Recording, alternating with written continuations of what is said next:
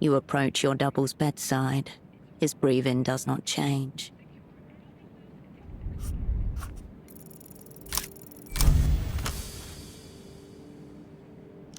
You slip the tab into his mouth.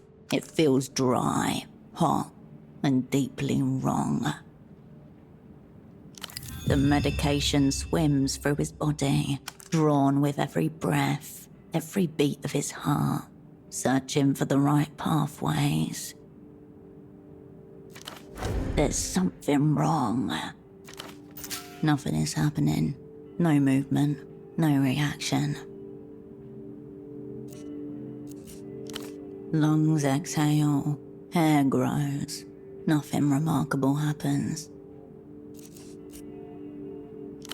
At all. The rhythm of Pseudopod's pulse dances like code against your fingers, speaking the truth. Thump, thump, thump. A dead heart. You take out your lighter, press the flint wheel to its familiar groove in your thumb. It strikes, first time. His pupils do not contract. Nothing. A ripple of goosebumps across your back. In the absence of immediate danger, the fear crosses you only delicately. A whisper upon your neck. This is not an unconscious body. It is a breathing corpse.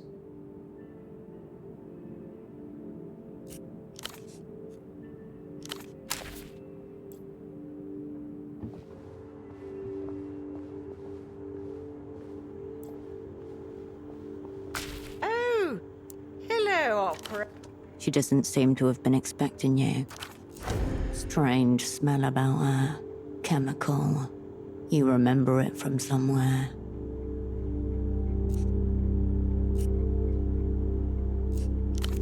How may I support you this fine night?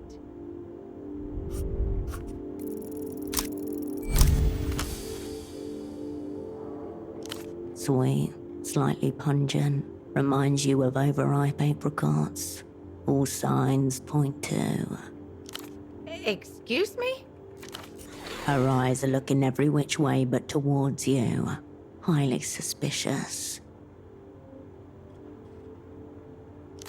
You're confused, Operant. You've probably just never smelt photographic toner before. Negative. Toner has a sulphurous odor. Rotten eggs.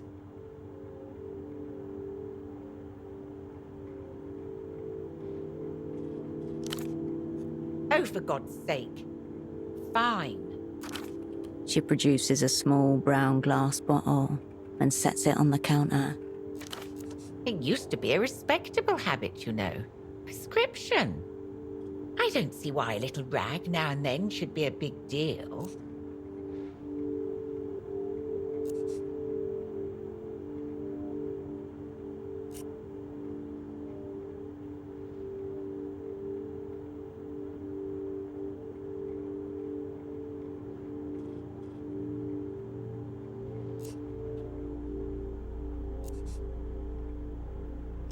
Come off it.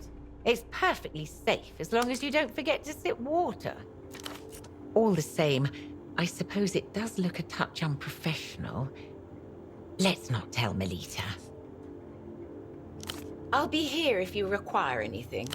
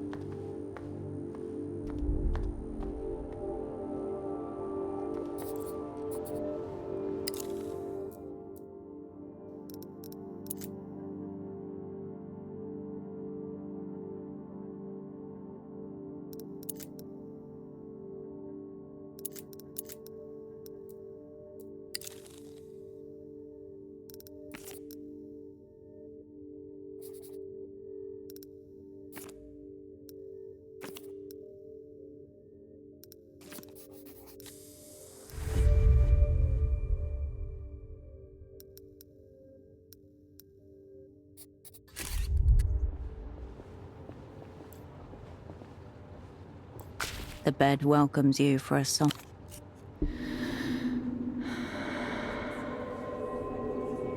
The stillness of the room quietens your mind as you settle down.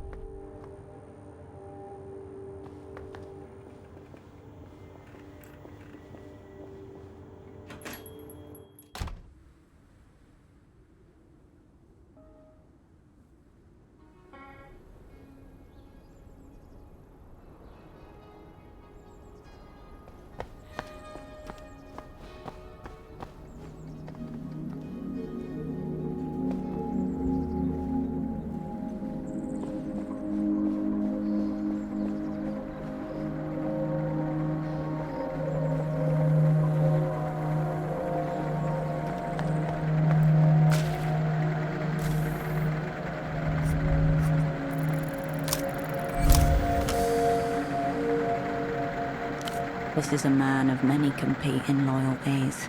His family, his business, his friends. But the one that stays his hand the most? I hear you. But catch me up real quick. What is your religion? Your answer here must be important. The final test. That's what I meant. Shiftily, he looks around left and right. After a moment, he blows in and out, then leans in to whisper. You cannot tell my brothers about this, alright? But I've got the best ex around.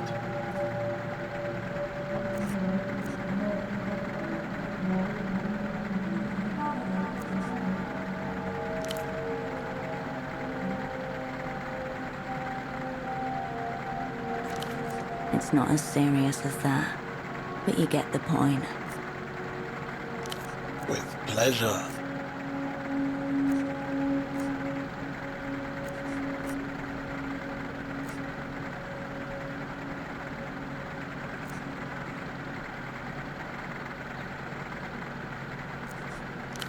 Alright. I'll be seeing you.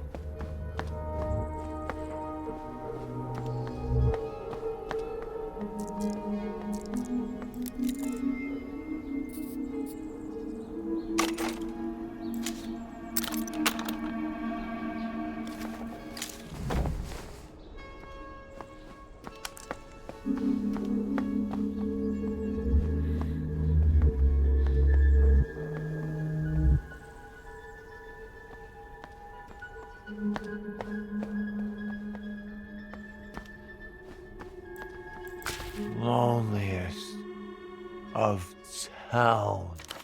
His half-hooded eyes struggle to locate yours.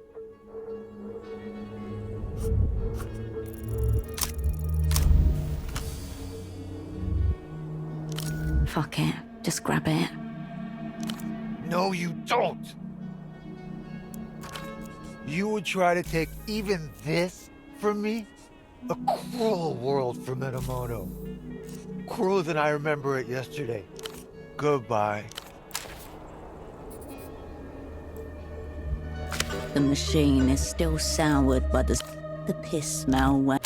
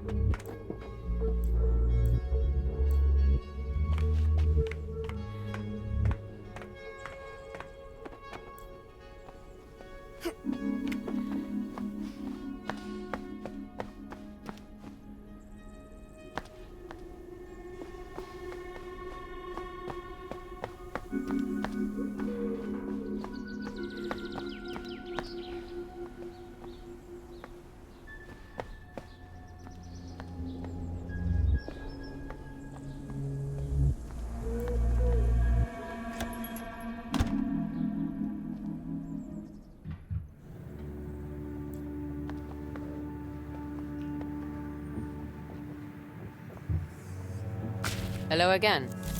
What'll it be?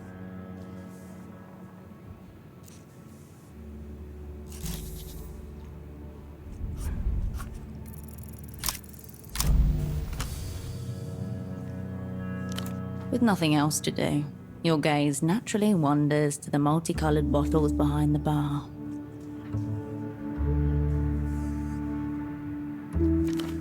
Sure you don't want something stiffer?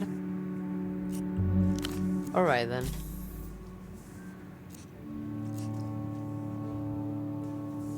She gives the photograph a brief, considered glance. No.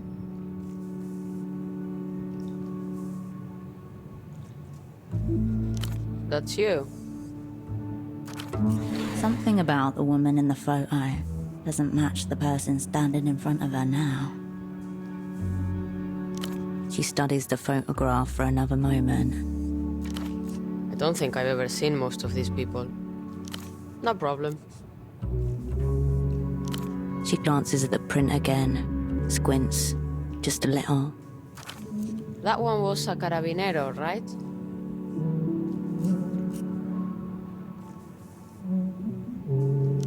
Right. Him I used to see around.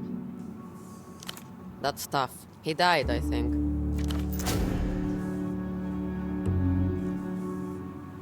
It's been a while. Almost 5 years. He was nice.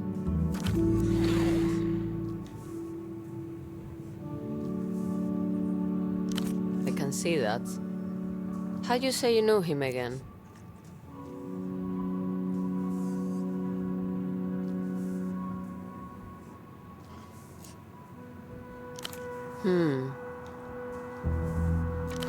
There was this guy he used to meet with, Rustamian. Heavy set. Pretty sure he was an informant.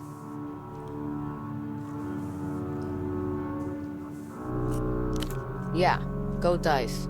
That's him.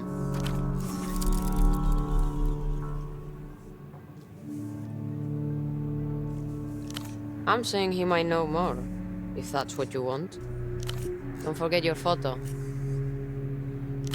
Alright. In you go. Within the first hour of work, your feet start to hurt, you smell of sweat, and you've been yelled at, like always. An evening comes and goes in the blink of an eye. The stress has started to grow familiar. You're getting the hang of it now. While I appreciate the help, I can't help but feel like this is maybe not the main thing you have to offer the world. She eyes you skeptically and turns away with a sigh. Drink up. We close soon.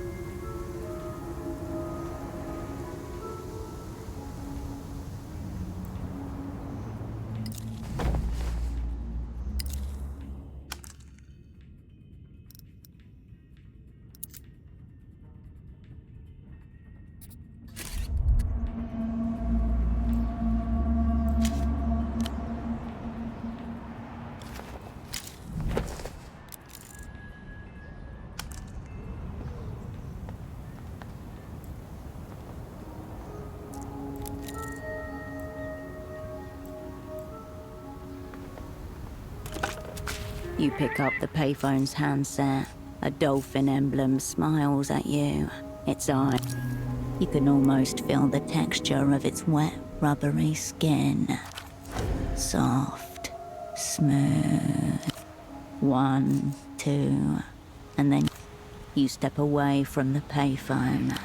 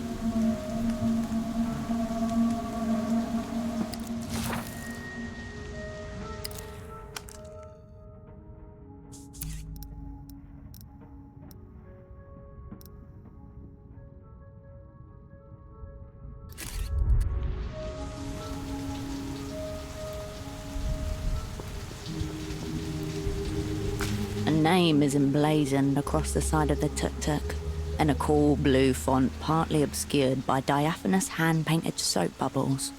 Lymphadores are Spies, cleaners for hire. Around the back, an aluminium roll-up door shields the contents of the trailer.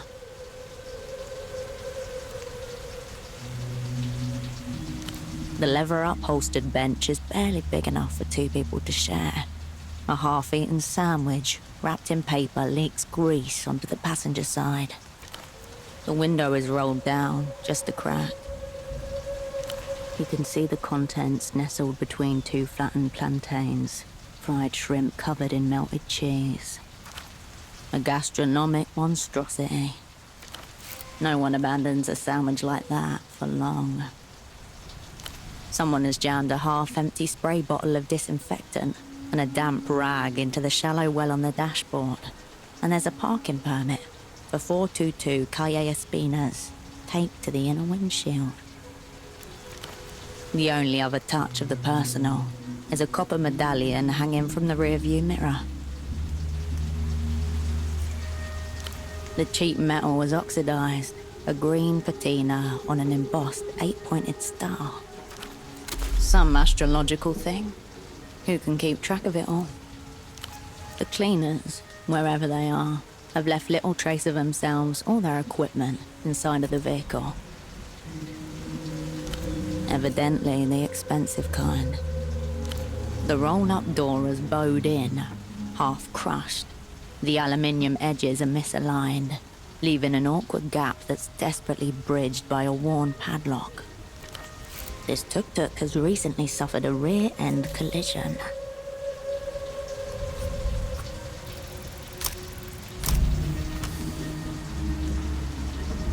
The padlock squeaks, metal on metal but holds. The door doesn't budge. The tuk-tuk remains in its place.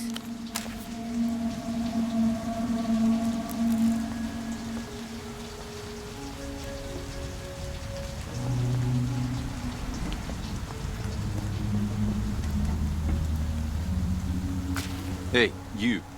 You're new to this scene, aren't you? A young man in a long, colourful puffer jacket with an oversized collar stands guard. His forehead glistens with sweat. Yeah, I represent the scene of Potofilo, or rather, what's left of it. Fresh threads, local histories, and whatever's up and coming. Not a lot is up and coming, though.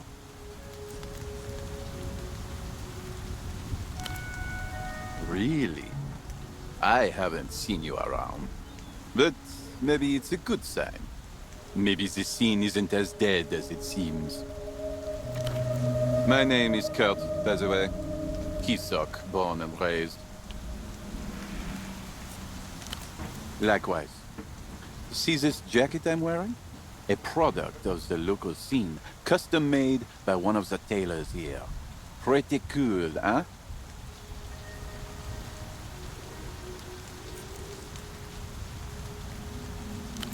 Thanks. People in the know recognize each other, right? But you know what's not cool? Some of the official heat I've been feeling as of late.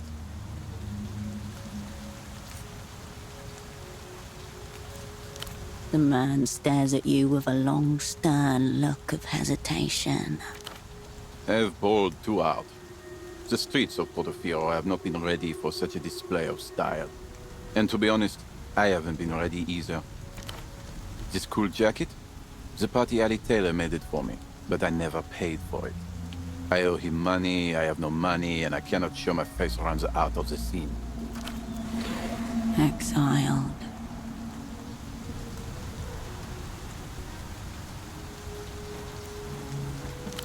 I'm a local guy. Been around here all my life.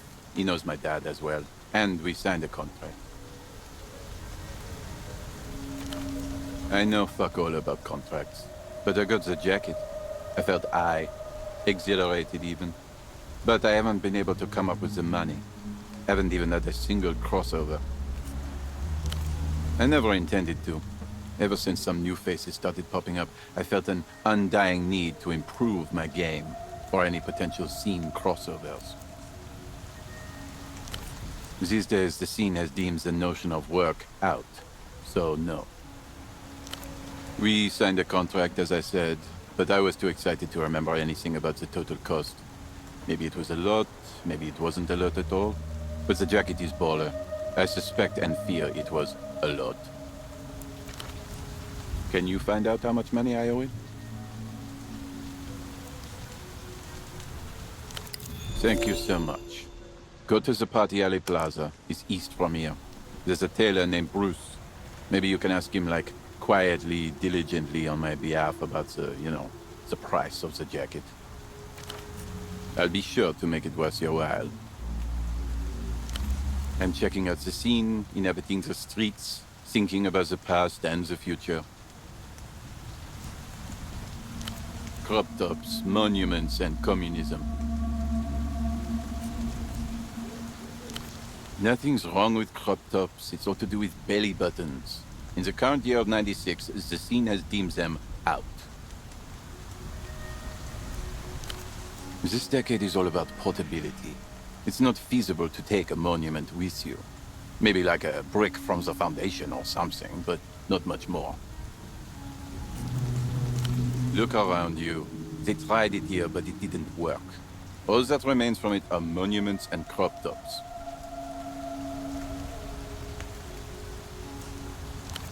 Well, now if you put it like that, this solidarity sounds kind of cool. Yep.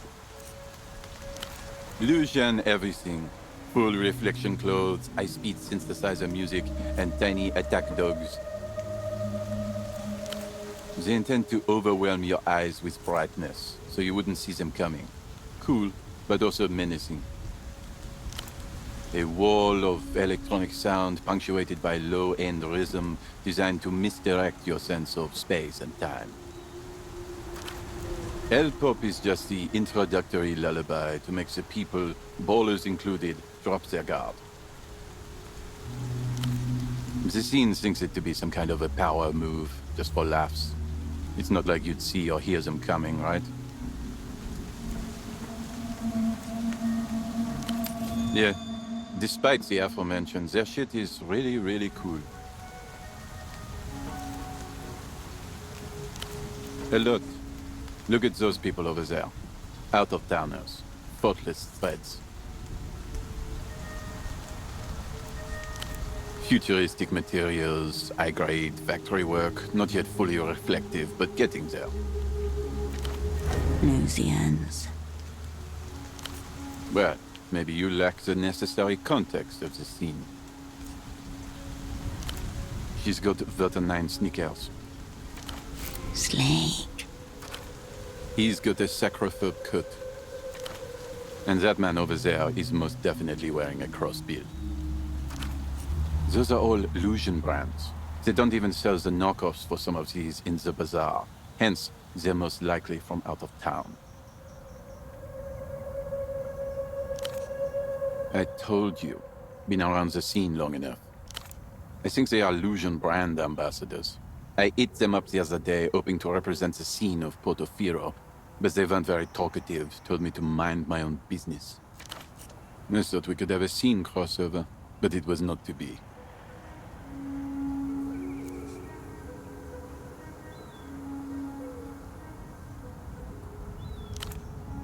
When life closes a door, it often closes another door before opening a window.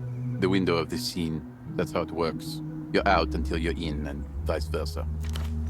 For decades, Kisok was a very low-quality scene, as far as the global scene goes. It's starting to show promise now, but I have to keep watch to make sure it doesn't go the wrong way. Oh, you don't know the scene worldwide? That's all right. Many don't. It takes many years of experience to see the scene like I do. I'm here to divulge. La Luz is currently leading the scene, the undisputed world champion of what's in. Cicatriz Frontera may be the political capital, but the city of La Cupola is the scene capital. I've heard rumors, though, that the political types are all imprints of just one scene savant. And that's why the capitals are different cities. How would you duel for recognition if you're one and the same?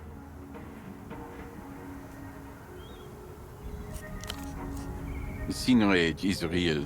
I've seen it drive ballers mad and straight into the relegation zone, where they are deemed out. That's where they get deballerized. Cool older guys would tell you that Kisok once ranked #1 on the global scene hierarchy. The Palace of Culture used to be the center of scene operations. Chief Baller ran the Communist Party from in there, but they couldn't keep up with the changing scene.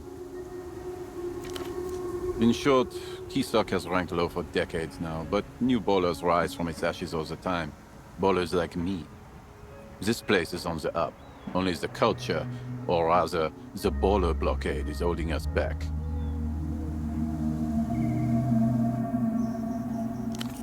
Did you lose your sight all of a sudden? You're looking at one. Take another look at the jacket.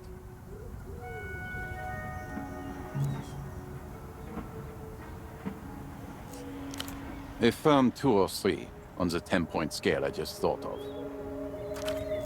It's not very baller of them to force everyone to do jumping jacks or executing civil servants in the street, especially when wearing the clothes they do. He pauses, watches you a moment, and shuffles something in his pockets. I protect my sources. Yeah, cool. See you on the scene.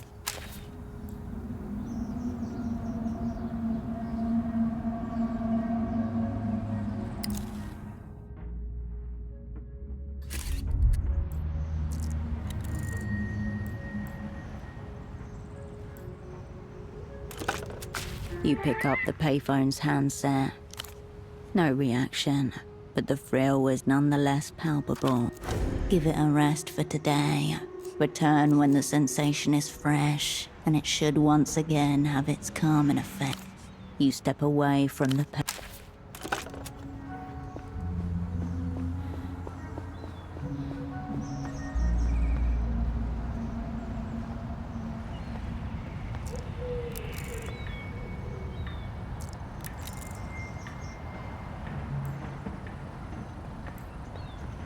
At your approach, 3 heads turn in your direction.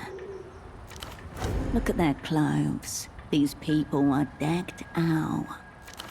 Through Kurt's insight, you can see it now. Everything they're wearing is the genuine article. No bootlegs or knockoffs here. Apartments. The tallest of the 3 lets out a long, irritated huff through his nostrils. You are flea, insignificant, squishable. Perhaps you are lost.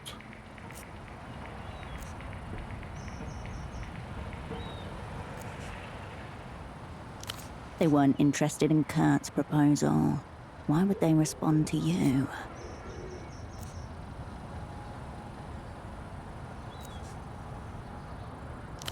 He grunts. Street's blocked. Go another way. Nothing that concerns you. You can ask the GMs. We're not doing anything that isn't permitted. But a 9 trainers. Sacrophobe overcoat. Crossbill jacket.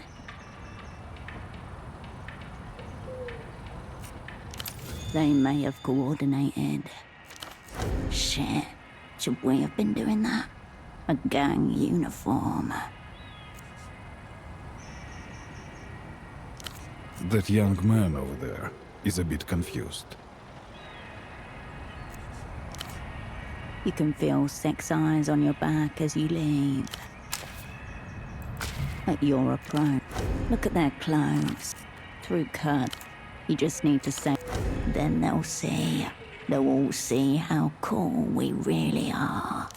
She flashes a glance at her feet, uncaring, and scuffs one side of the pristine shoes against the pavement.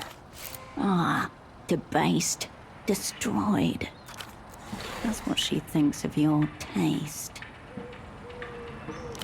You just need to say, then they'll see. They'll all see. Do you now? I'm sure it's very close to the real thing. You just need to say then they'll see. Of course you don't need to, but do you want to? They're going to think you're a phony, a fraud, a poser. They will. You just need to say, then they'll see. Do you now? I'm sure it's very close to the real. You just need to say, then they'll see. They'll all see how. She flashes a glance. Ah, debate. That's what she. You can feel sex eyes.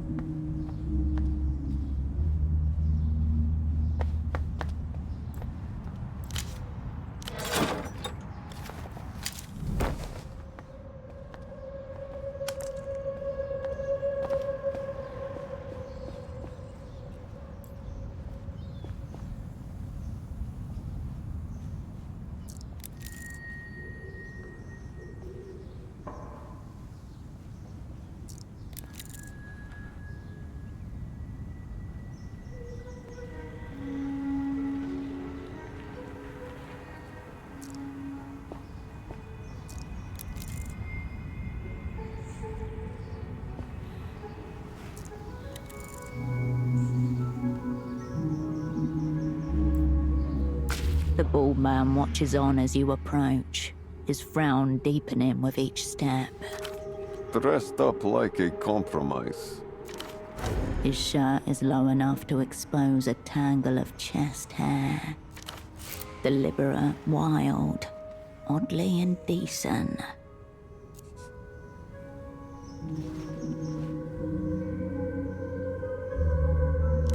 Quite the contrary. A wasted figure is a despicable figure. You're from Mercia, yes?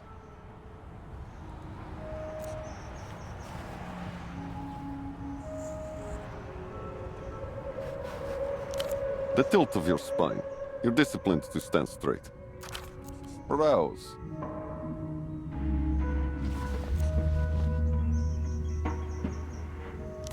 Inside, a small cathedral of pristine jackets, dresses and suits, impeccably arranged. Your vision darkens at its periphery. Unpadded jackets with their sleeves rolled up, just a bit, These are high-end power suits for business or formal soirees, thinner than what you find in Novessa. Linen and soft cream, dusty ochres and pale sand. None. There are no price tags, but he offers a brief smile.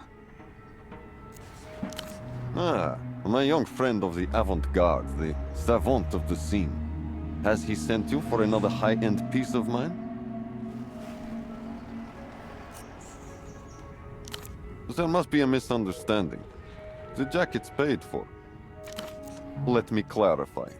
The young man doesn't owe me any money. He owes the bank money. He must be confused. One of their subsidiaries recently launched a new scheme called the Financial Citizen. It allows people to buy things, art and services here, in the now, but pay for them later.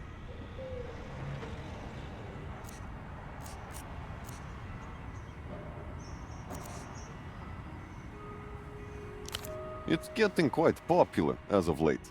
According to the brochure I received, it makes the economy faster. I say that you cannot rush talent, be the money as vast as it may. Their subsidiary is right here in Portofino. The customer signs an application, which I send to my creditors. I am paid shortly after. Life goes on, we all smile. Of course not. I bear my young friend no ill will. However, I am saddened to say that the Financial Citizen may feel differently. Very little. I make use of their services, and that is where our dealings end. I'm sure an emptier person could explain the workings of it better than I.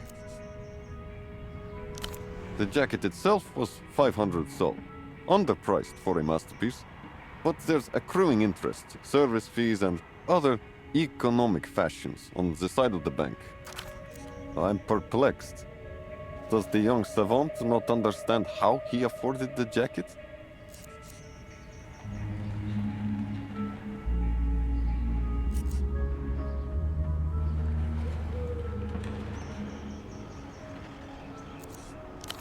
How is that possible? Unless he does not know how money works either. Please tell Kurt not to worry about me. We are settled. But do remind him of his arrangement with the bank. I'd like to keep making pieces for him. I don't sell clothes. I sell transformations. Transformations which generate epochs that capture the delicate moment between the before and the after.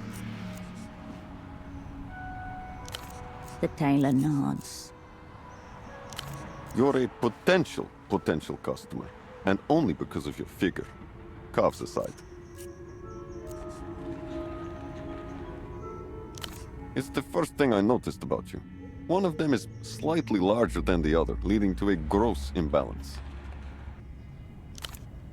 I can see that you don't know much about the world of high value. If you move in certain circles, you may have heard a certain type of man say such things as, "I have a guy in Portofino, but you wouldn't have heard of him." I'm the him you haven't heard of.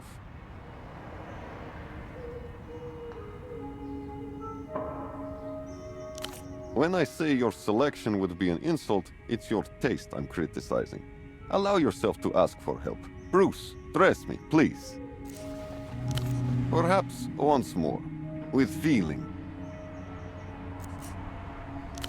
The tailor swishes his hand through shoulder-length hair that hasn't been there for a long, long time. Normally, I would point you towards one of my regular clients who happens to be in town. A Monsieur Frederick of L'Empire Sans Territoire. Unfortunately, he seems determined to debase both himself and my fine work by standing absolutely still. Moreover, at a phone box devoid of joy. A good number of my clients don't live in Portofino. Some pass through for work, others make an appointment with me, the sole reason for their visit. A flash of a gold tooth near the back of his mouth. There's also a Monsieur Oscar of L'Empire-Saint-Territoire, but he has managed to violate my work to an even higher degree than Frederick. Let us not irritate me any further. Say no more. His epoch is sadly one of mourning and of low self-esteem. He wears my work, innocent and pure, in the gutter. A good number of my clients don't live in Portofino. Flash of a goal. There's also a... Let us not irritate me any further. Fun? Mere frivolity. What he's done to my work is disgusting. The tailor nods. I'm creating Portofino fashion in the old way, but brought into the modern age. Hand-stitching, salvaged local silks, skirts for men. Tradition with a twist. No. Nestor was a nationalist. I just cater to people who are tired of a world that insists on shoving garbage down their gullets. The main source of the garbage just happens to be invading Portofino from beyond its borders.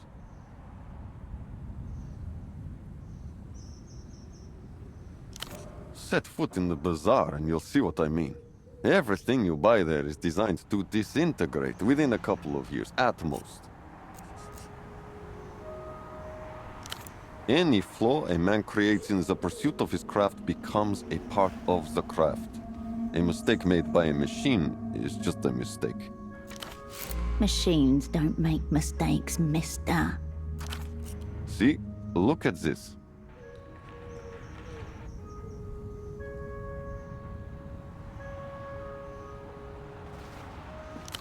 I have a matching skirt for it. I dropped 2 stitches on that one. A silk torched their last sweatshop for the insurance. Most silk you find now is repurposed from old garments.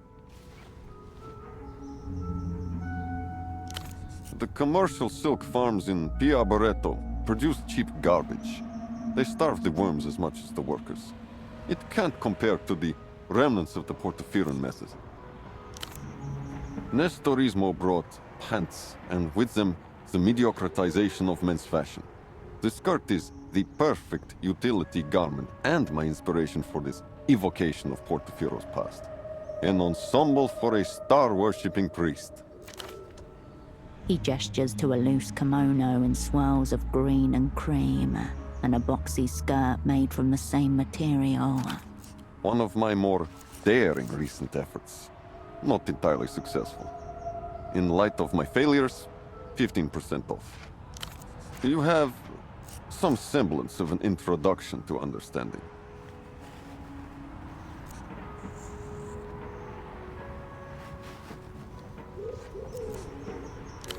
I could offer some critique, yes. You may not like it. He circles you with his gaze alone. His brow furrows. Personal, yes? Pure People's Republics. It's classic you, isn't it? I can see why you'd like it, but you can do better. Of course. You have some semblance of an introduction to understanding. Is that really the criterion by which you want to dress? Its value? That word, pass. That's your problem. Most people who come to me, they say they want an expensive suit. I tell them, the price of the suit doesn't matter, so long as the person wearing it is high value. So, why do you want the suit?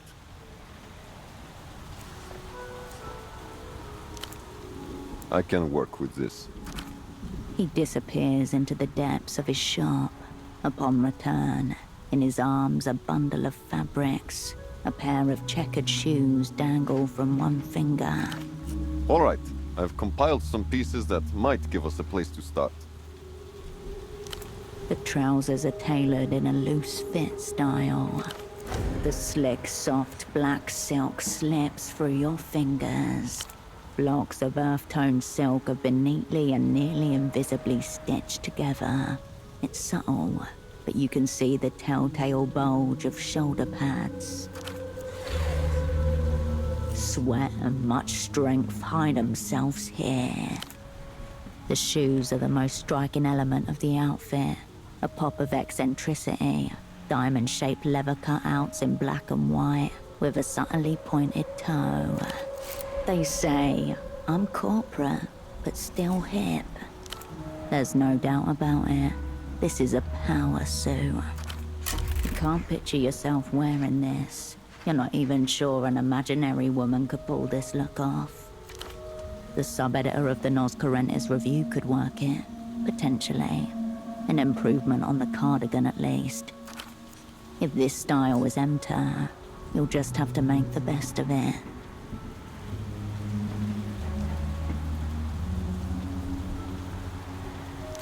I see it as essential to safeguarding Portofieran culture.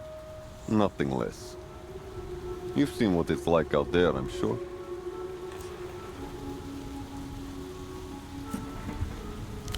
And most people would agree, sadly. These Lucian imports, they're not even culture. Culture has never been and cannot be state-directed. It has to come from inside. It's personal first.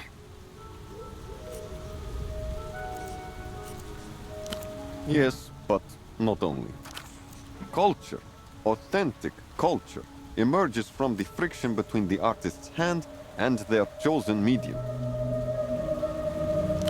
And you too, why not? And them, and them, and them. Anything else is just logistics. Turn your head to the left? Perhaps you really could fit in with the high-value class. You have the structure for it. Inherited from your mother. The only decent thing she ever actually gave you.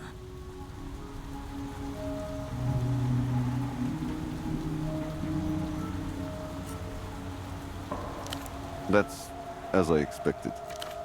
There's a certain way that those people carry themselves. It's the way I want everyone to look in my clothes. Effortless, free and easy, under no pressure at all. If you want a suit for less money, you must embody this. Yes, you understand. It's beyond relaxation. It's tranquility, serenity.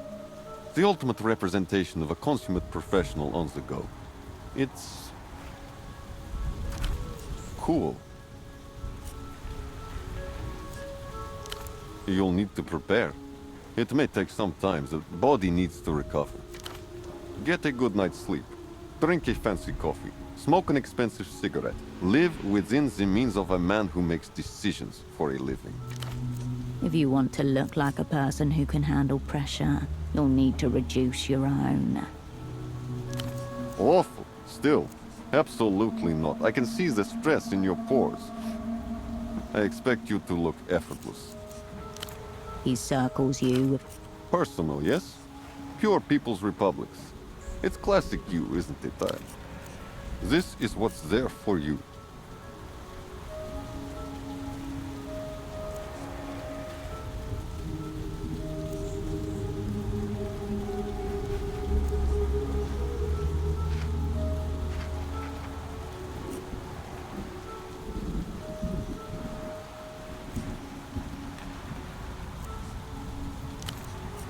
Well then, of course you will.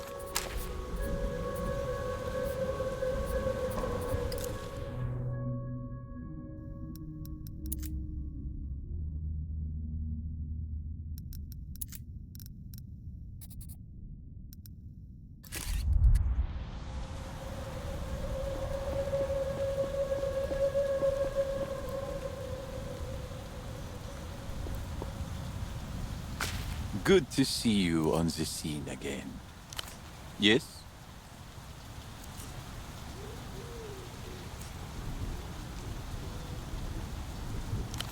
Really?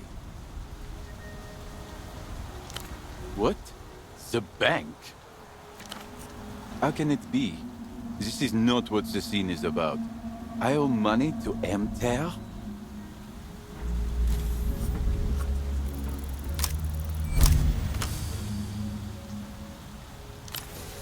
money. Some say it is real, others say it is fake. But it definitely has an impact on the world at large and the individuals within. For this young man, the explanation should be as simple as possible.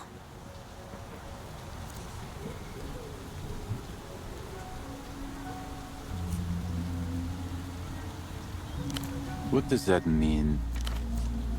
Even simpler.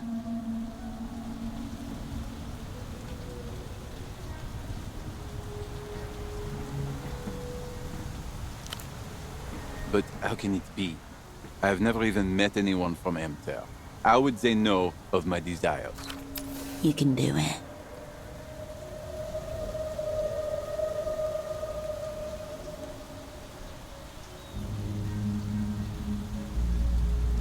There is a moment of almost serene, silent reflection within his eyes before the stark reality washes over him.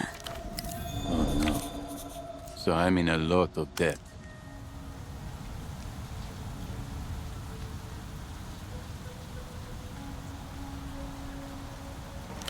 Is this what they call the invisible hand?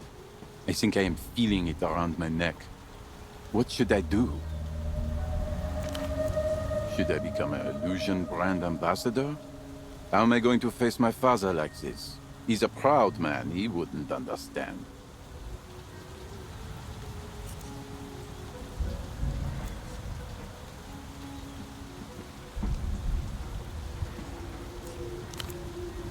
No, it would never work out.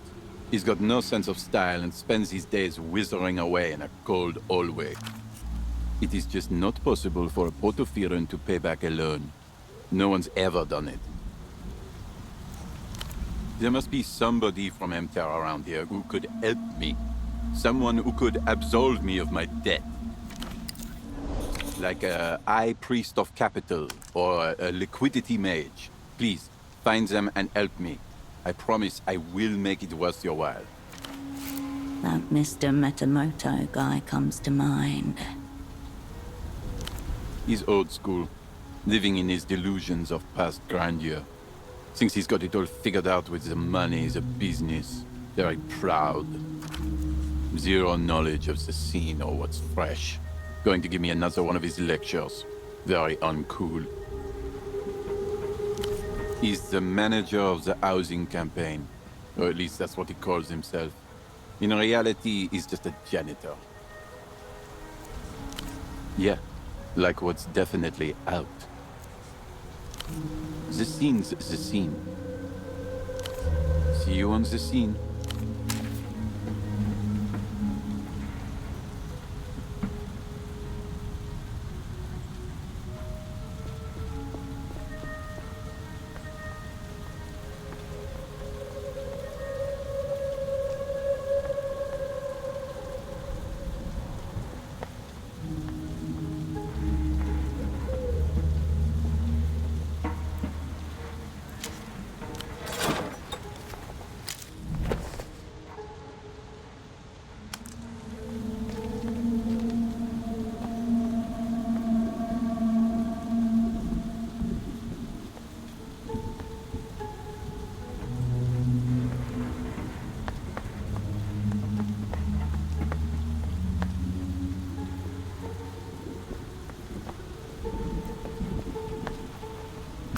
Loneliest.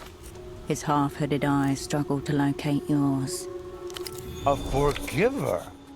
We are around. We linger. Whose debt needs abracadabra?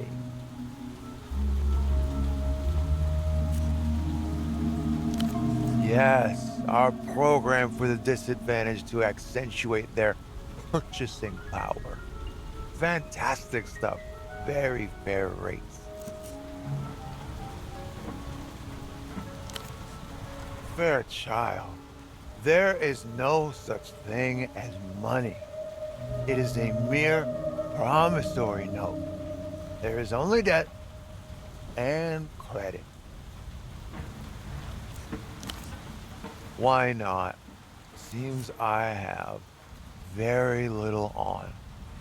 But I require holy water for the rite of forgiveness. Yes, the holiest.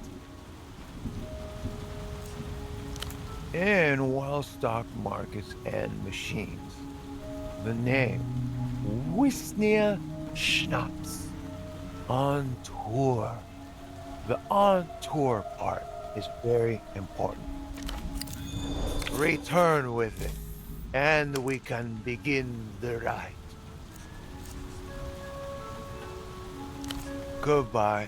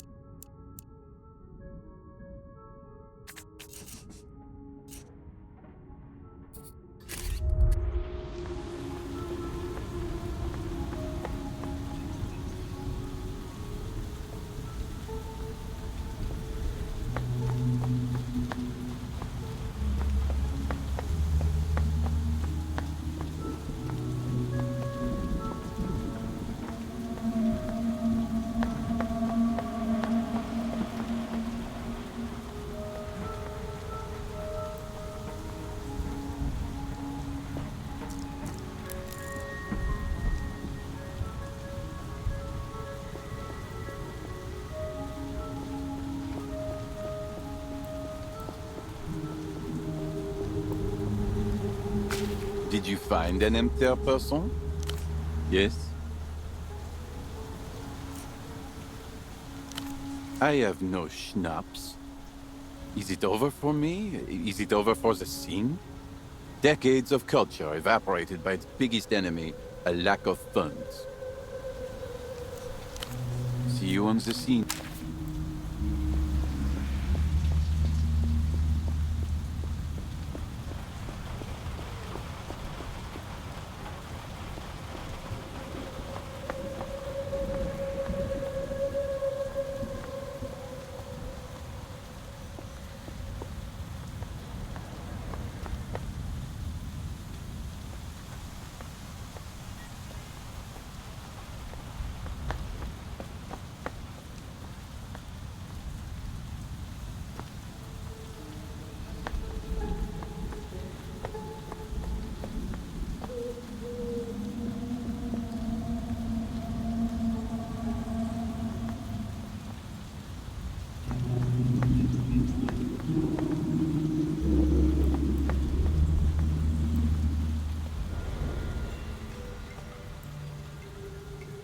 With awkward reverence. Dock worker's voice.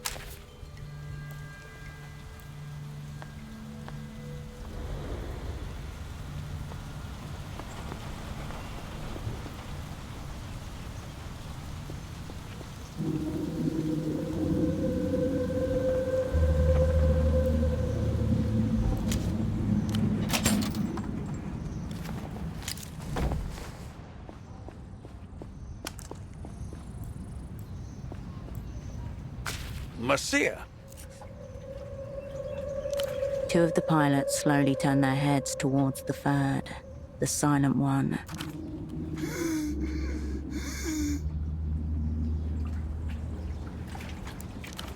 A leaden silence descends. You have touched on something that should not have been touched upon. Now, what makes you ask that?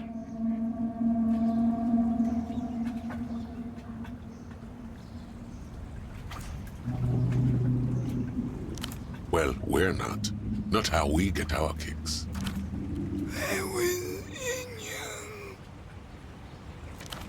If Joe wants to tell you, that's his problem. I'm not translating. You shouldn't. Why don't you tell us something titillating instead, eh? Liven up the mood. In his perennial lasciviousness, he's trying to throw a lifeline to his friend. Frankly, there's not enough schnapps in this goddamn city. Besides, only Slava can really translate for Joe. I'm not doing it. If he wants to tell you, that's his business.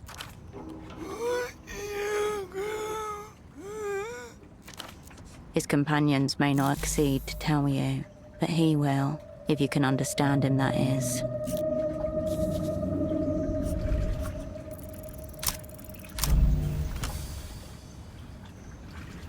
You stare him dead in the mouth and utter one command.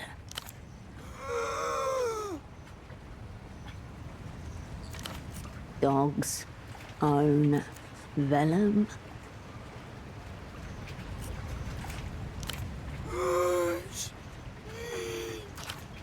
Foreskin, onomatopoeia, ketamine.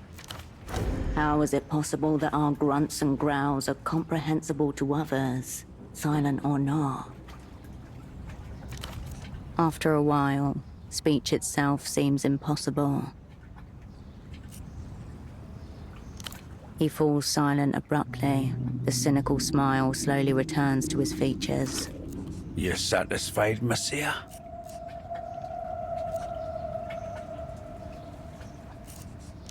Until next time. Monsieur?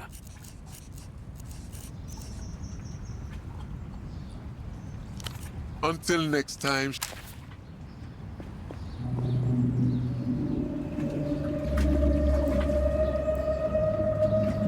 If I said I want... Pre-orgasmic trem. Warily.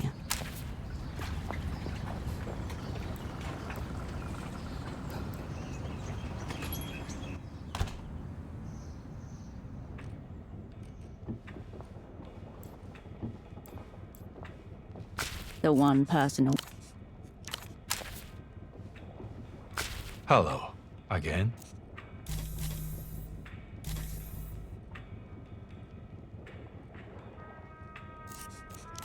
Until next time.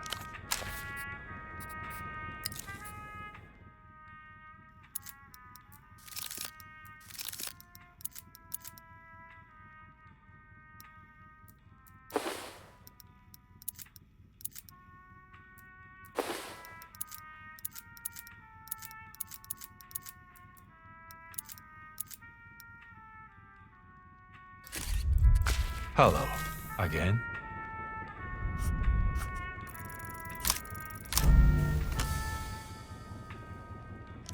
Next session, let's see how the patient's getting on.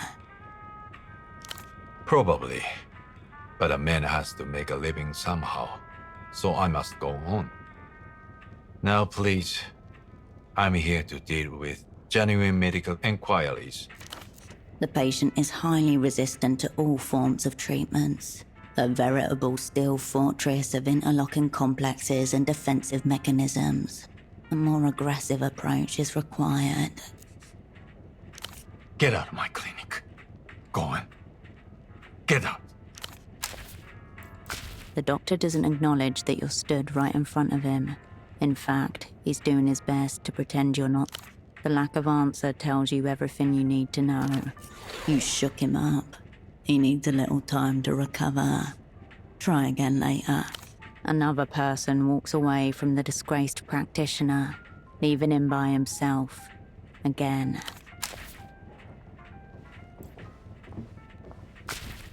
You return. Just stop, please.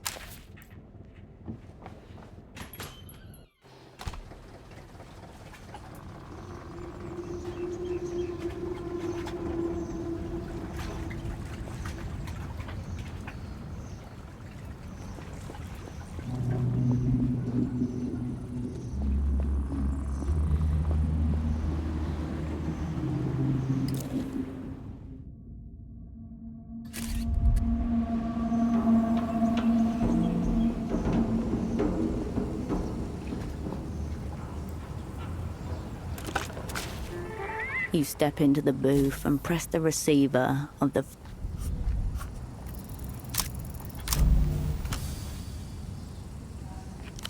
You imagine the scene. Tempo's associate, clutching this very receiver to his face and whispering something that included the keywords you were about to say, connected in ways you do not yet understand. And you hear yourself mark a number. Guardia Municipal, state your location and the nature of your emergency. Emergency is the last word you need to hear right now. A reminder of the danger you're deliberately putting yourself in. You know, it was kind of funny at the beginning, when he was just the old man. But it's wearing really thin now. The line goes dead without another word.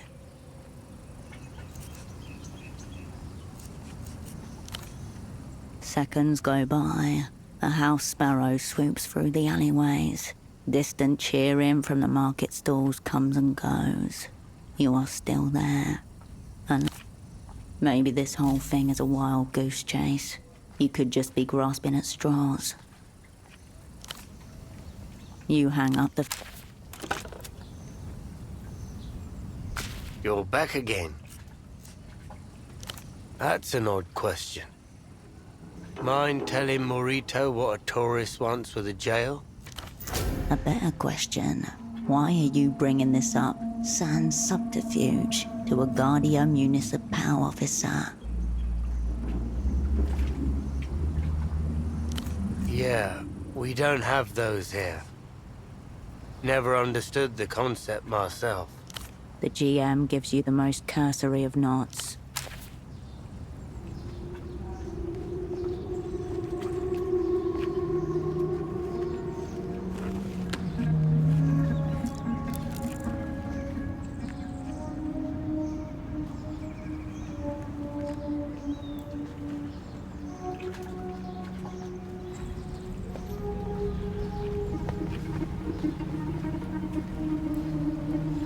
The smuggler inclines his head in silent recognition.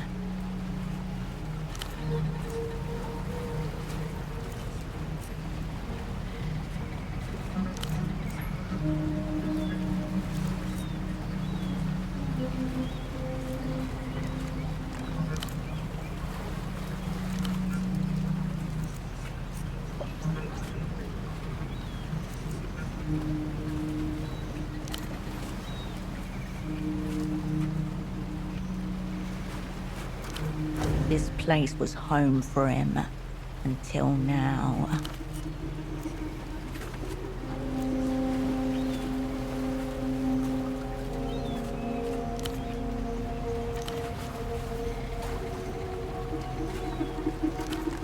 Tell him to not go into that office himself. He shouldn't see.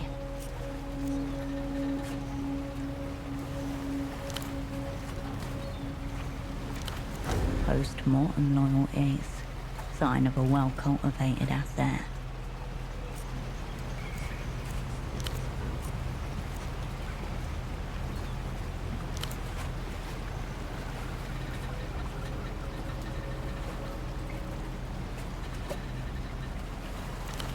Ignatz, the man you first saw at Photo 24. What had he got the pseudopod? Ignatz was lurking around Photo 24 after all.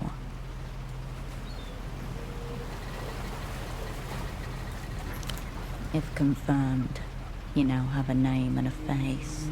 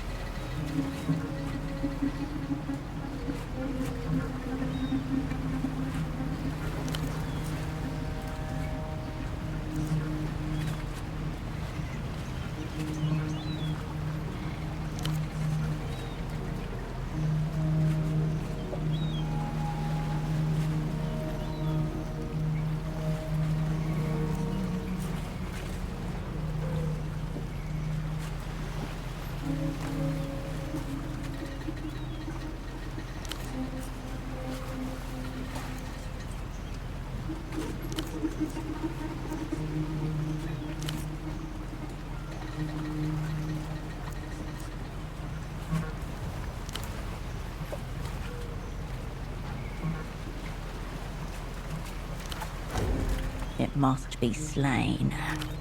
A jolt of fear snaps through you, but you manage to not let it show.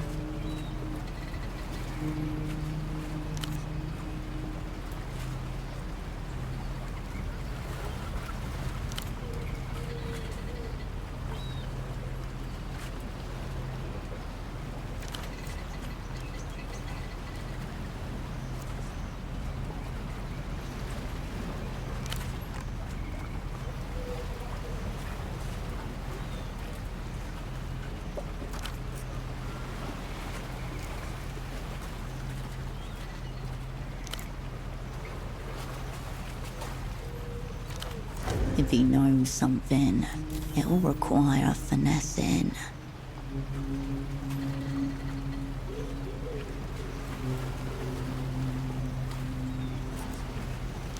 You scan the area, trying to mirror his gaze. Along the harbour, dock workers shuffle crates. Further out, the unfinished tram pylon looming over the bazaar. And beyond, the outline of a building, just past the roundabout. Yes, it's hard to say whether he was looking at it, but the direction is right.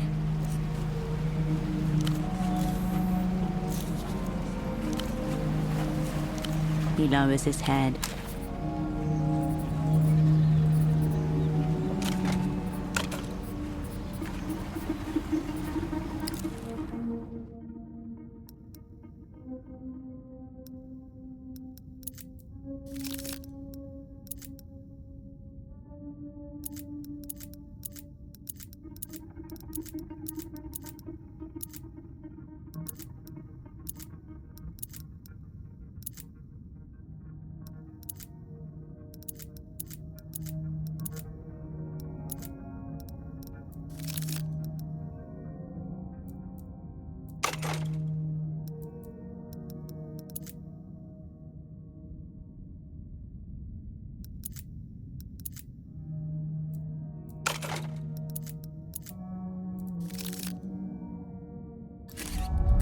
The smuggler inclines his head.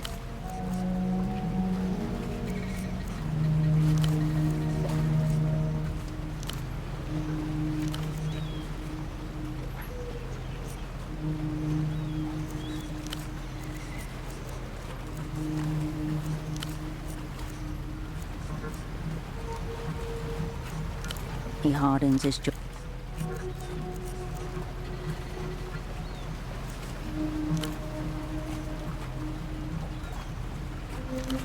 This place was home for him until...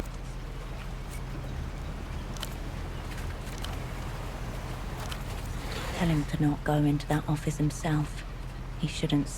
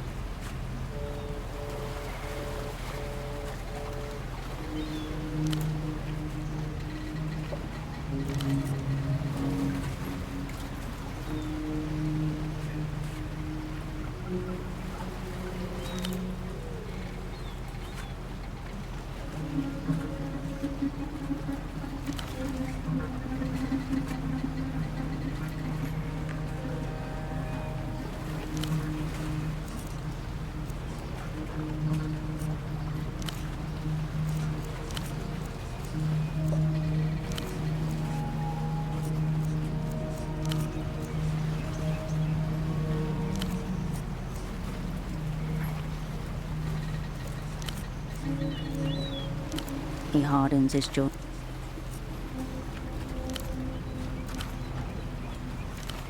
This place was home.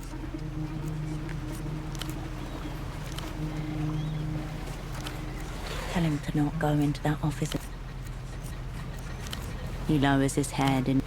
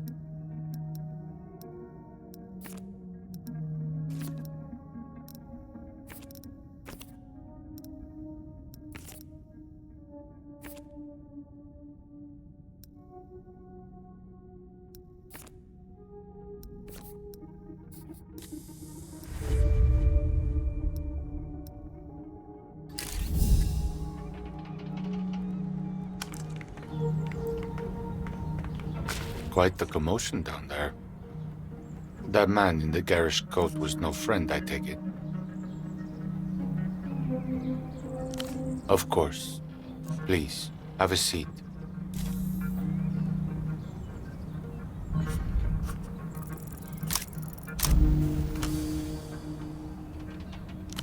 Whoosh goes the wind. The man offers you a look of great pity before turning away.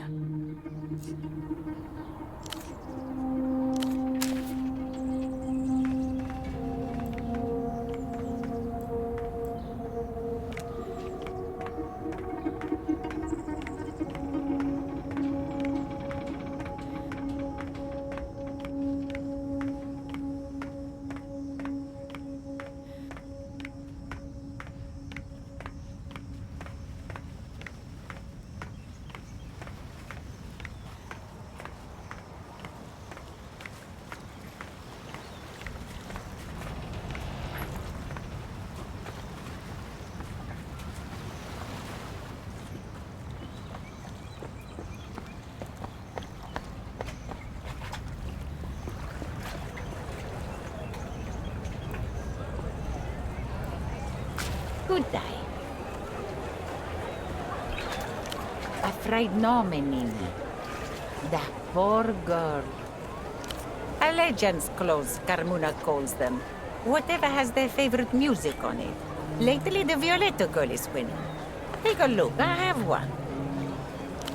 Don't forget to check the rack. You return to the rack of clothing.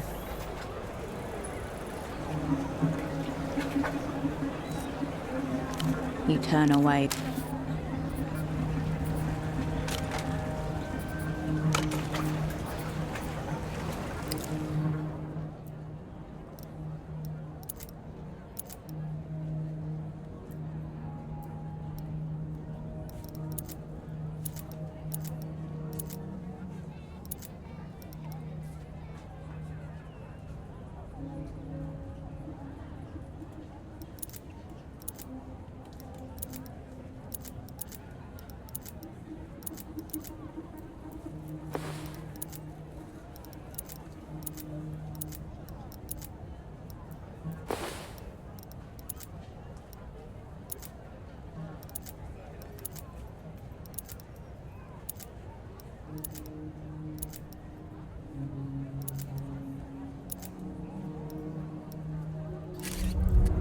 You return to the rack of clothing.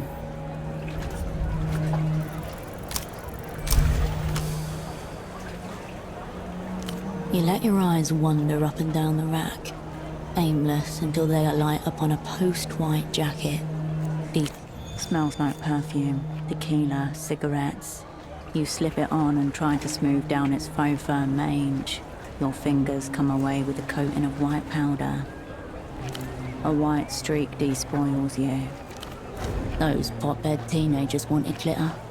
Give them tabloid grime, heartbreak on private jets, tonguing a dictator and suing your label on the same day. Put on the fur, smile never, watch 'em kneel. Your eyes guided you to a real garment there, Minina.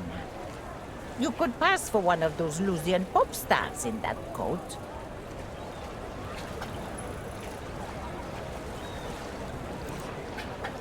Free of charge. See? Bargain. For you, 25 sol.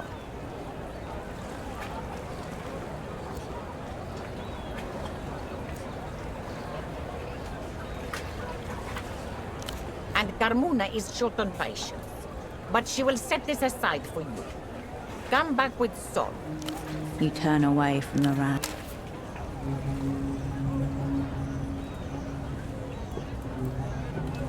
The cosmonauts, your focus wide.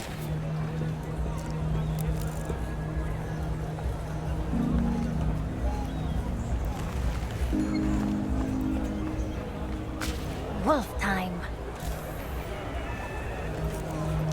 The children ignore.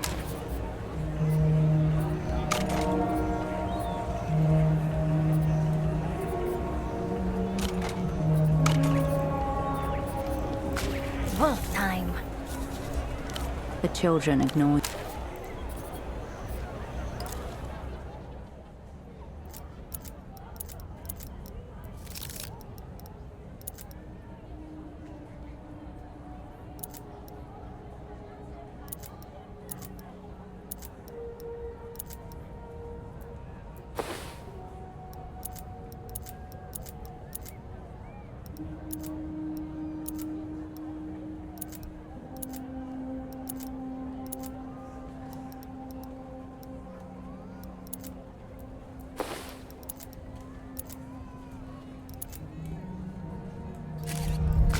Wolf time.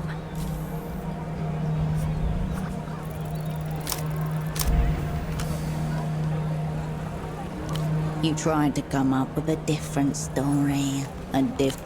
We don't care about her. She sucks. Boo. The children ignore you.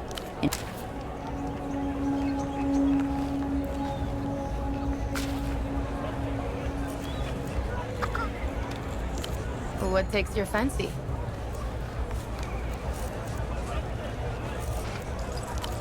You need any...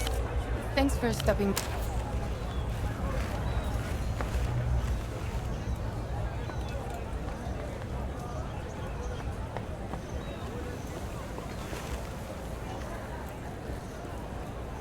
The fire door is... The door sits flat.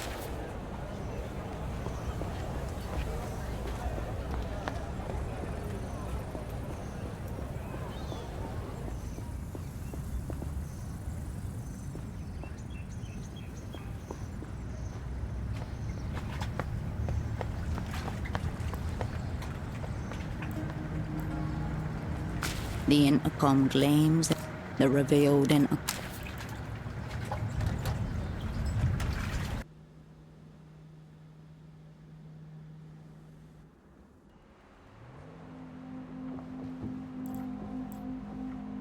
Hello again. I will.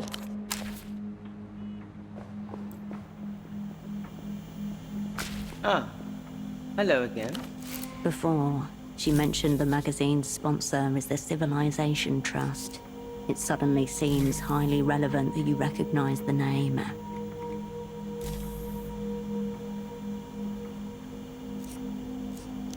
Adieu.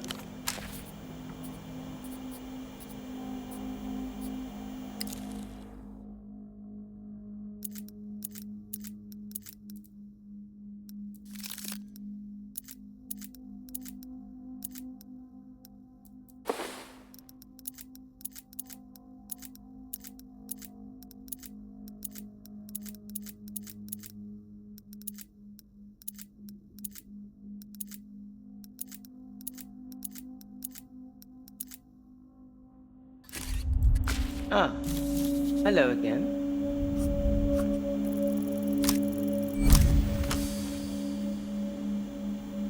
The Trust is a well-known front organization founded and financed by...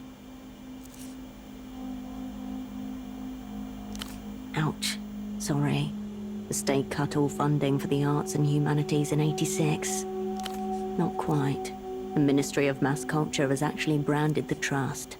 Malicious actors tripping and flailing upon the world stage. Oh no. So close.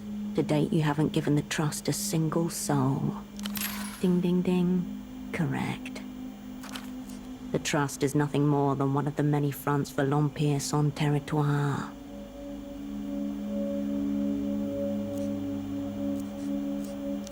Patrons of art, for any other sake but the art.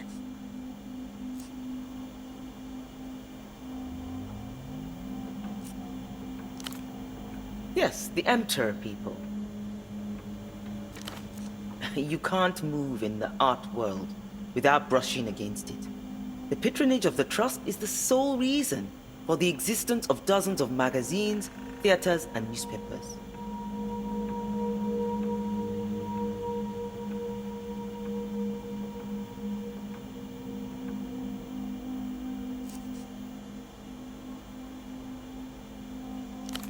Quite right.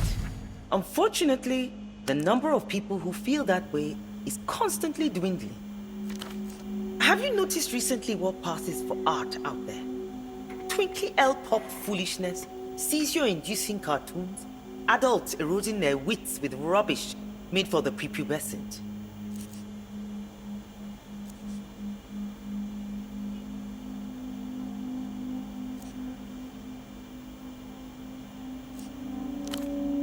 Culture is like air. It's very easy to take it for granted until one is cut off from it and left gasping on a cold floor. It occurs to you that this little magazine may well be the sum total of this woman's life and legacy. Oh, there's no catch. They're just very attentive. The prestige of funding important cultural work. The sub-editor smiles over at you both, twirling her red pen. Oh, there's no... No, it's good, actually. To know someone's always over your shoulder, double-checking every word. Liberating, in a way.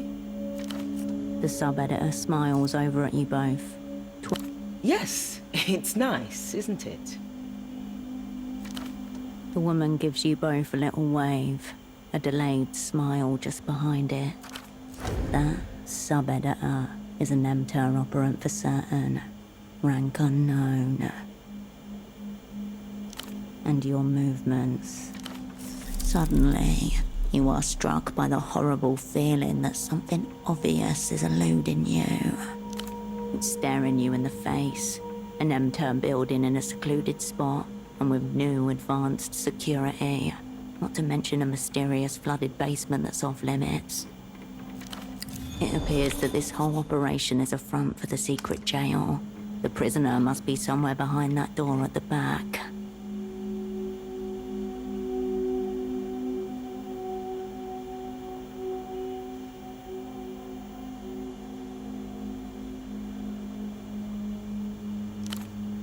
The strongest facade is that which doesn't know it's a facade, or doesn't want to know.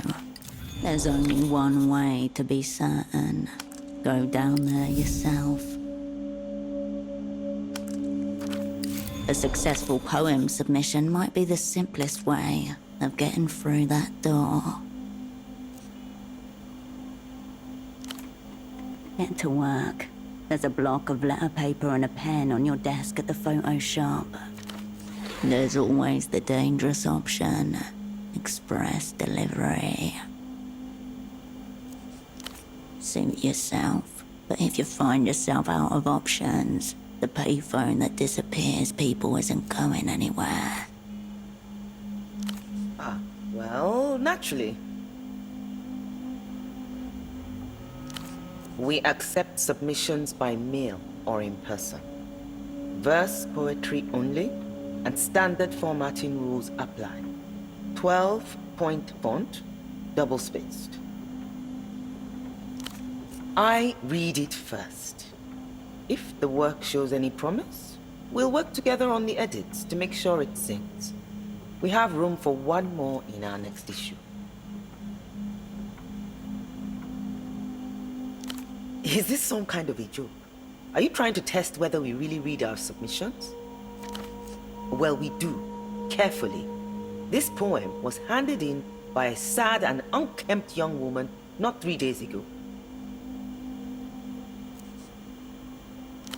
And you thought to bring it inside? Please. I would ask that you not waste both our time with these games. You are here to submit what you do not have. A conundrum, one must say.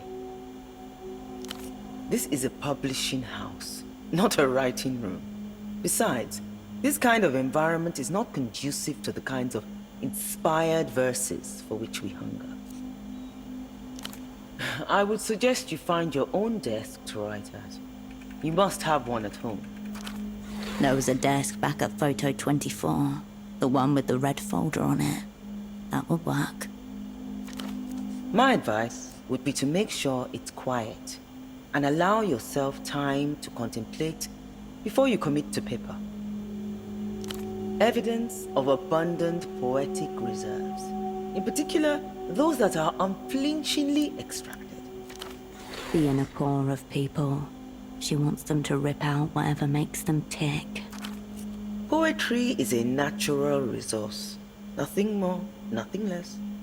Your work is to mine that resource at great personal cost, and ours is to refine it into the rarefied commodity that our readers demand.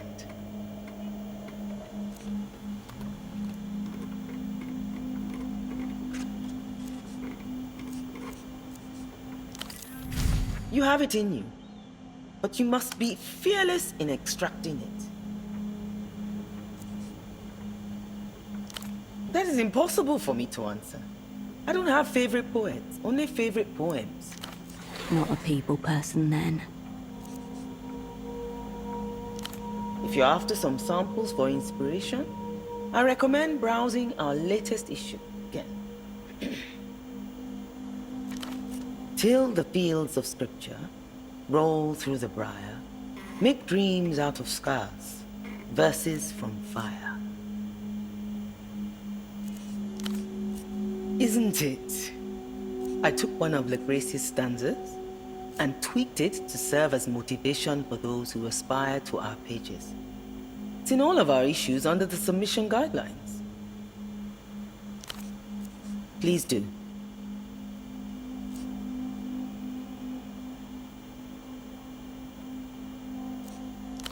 To our private office. Oh, and the basement, I suppose.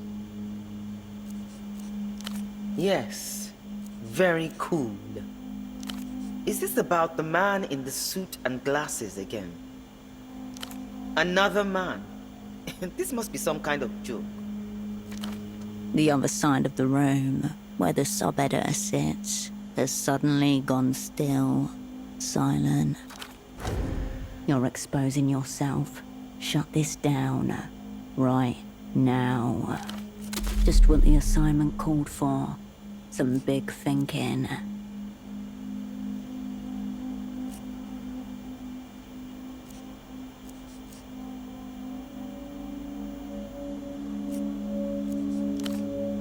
For the record, there isn't a single Y chromosome in the entire facility. Adieu. May you... The editor-in-chief's desk is somewhat orderly. A few notebooks and proofs, a terminal, and a collection of pens, laid out side by side. Among them, a luscious fountain pen glints in the artificial light. The desk remains under...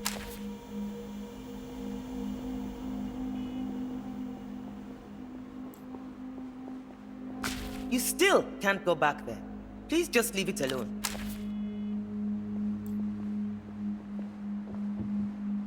Hello again. I will.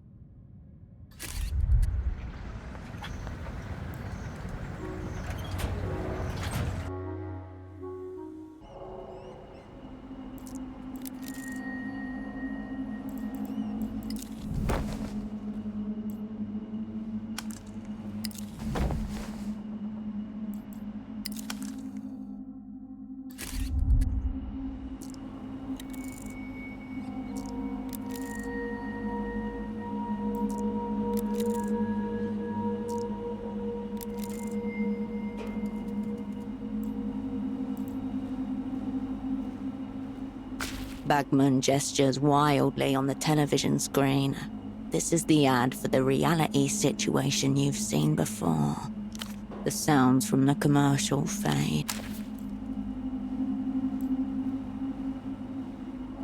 Sprawled in front of you is a huge control panel. It looks exactly how you imagine the cockpit of a flying machine would. Work this out, and you should be able to drain the water outside. The controls before you are unlabeled. There are 2 glowing buttons, a switch, and a single large lever. Sequential logic applies. Operating the controls in a specific order will lower the water outside. First, press the red button. Pretty standard for a hydraulic pump. The switch and lever suggest a mechanical interlock. Hard to gauge which one comes first without trying. For now, the red button. Work out the rest after. A short, powerful hiss of water resounds in the surrounding plumbing. First step confirmed. Sluice cycle initiated. Next, either switch or lever. It doesn't budge. The metal switch flips to on with a heavy, satisfying thunk. That's the sound of being technically correct. Next, the lever. A hum of machinery runs through the walls. No warning lights, no worrisome noise. Keep going. Nothing appears to happen. Best guess, toggle for a humidity sensor. Or pressure relief for a bypass pipe. Ignore it. It's irrelevant.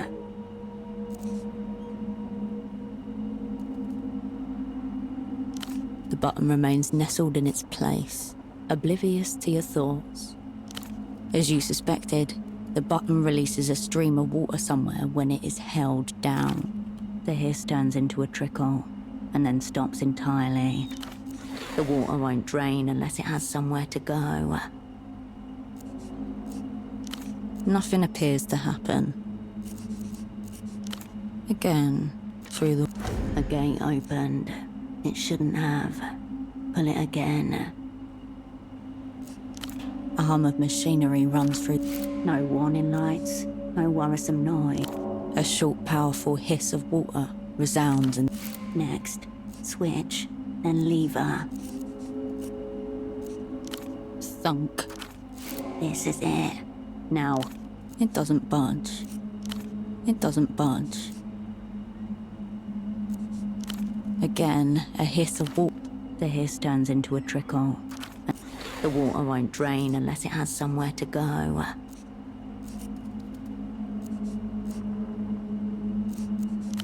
You leave the control. The large pipe outside the window catches your eye again as you turn away from the console.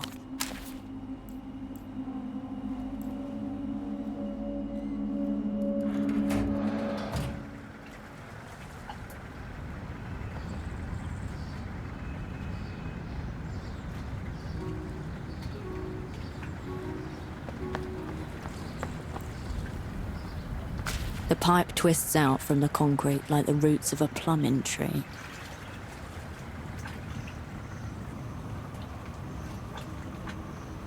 An interconnected system. A simple loop. It's a central part of the water lock mechanism. Somehow these tubes drain and pump it.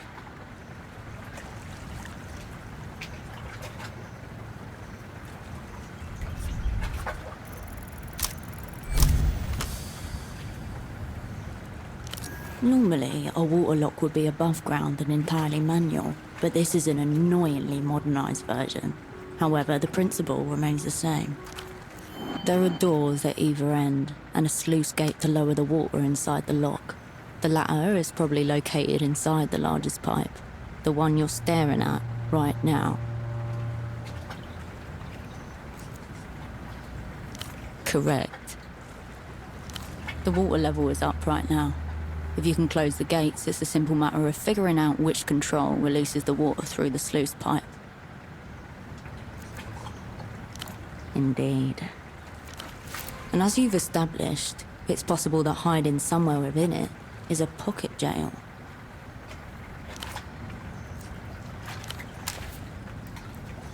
The pipe twists out from the They are just pipe.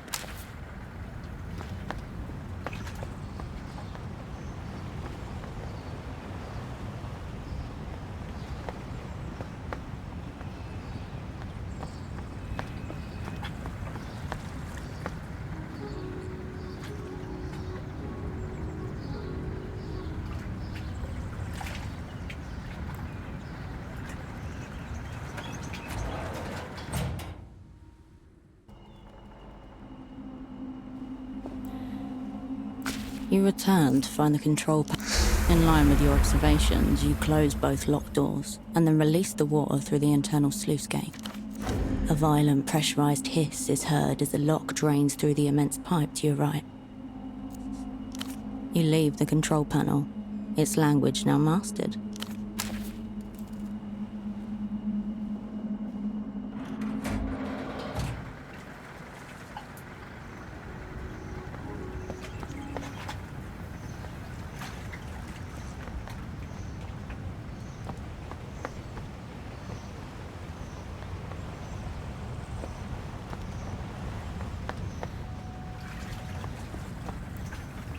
The pipe twists out from...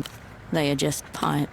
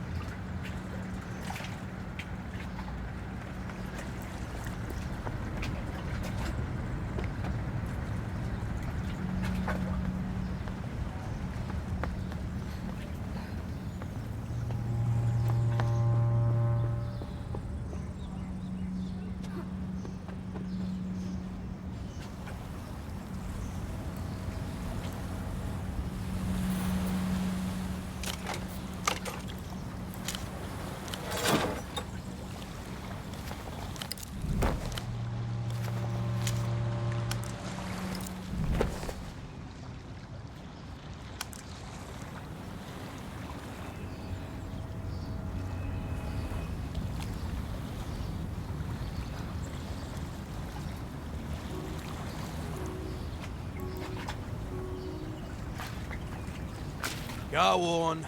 You must be down there somewhere. But it's all slimy. My expensive bottle of schnapps. She dropped it in the water. So now it's drained. She can go and get it for me. Drinky sinky.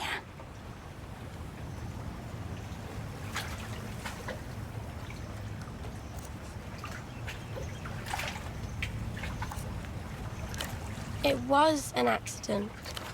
I know, Caracalito, but it's still your fault. So you have to find it. Don't you agree? What are you? The Canal Carabinero?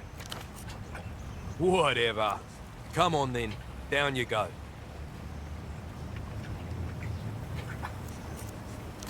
Not for 2 weeks. Normally her mother looks after her. But I've got some time off myself, so I'm doing it.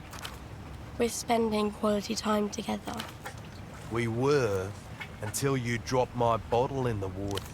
Nice try, but we're not moving. We got to this fishing spot first. It's ours. And it's failed.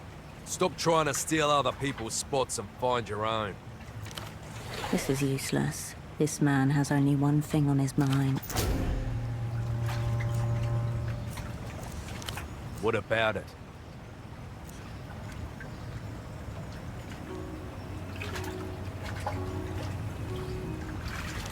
No, I want my schnapps. Beer is for relaxing after I get home from work, not during my time off. Don't step on the shrimp.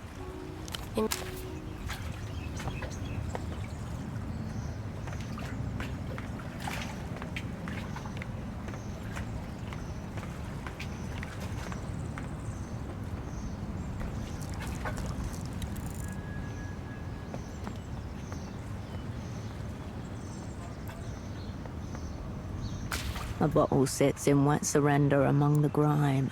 The label, damp but still holding strong, reads, Vishnia Schnapps on tour. Must be the expensive bottle of schnapps the young girl dropped into the water. No, you have a regular bottle of schnapps. This is a special one. A single drop.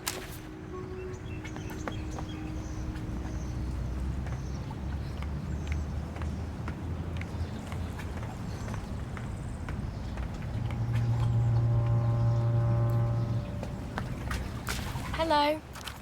The man breaks his attention. What about it? I don't want your schnapps. I want mine. Besides, that's the cheap stuff. I have the on-tour edition.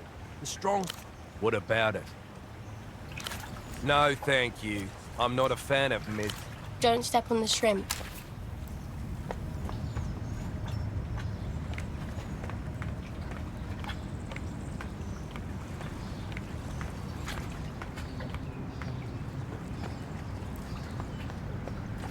A bottle sits in wet. Must be the expensive bottle of It's 60% proof, much stronger than a typical bottle of schnapps. The sour cherry flavour makes it... You snatch up the bottle and realise it's unopened, and therefore uncontaminated. You are faced with two options. Return it to the father at the top of the ladder, or keep it.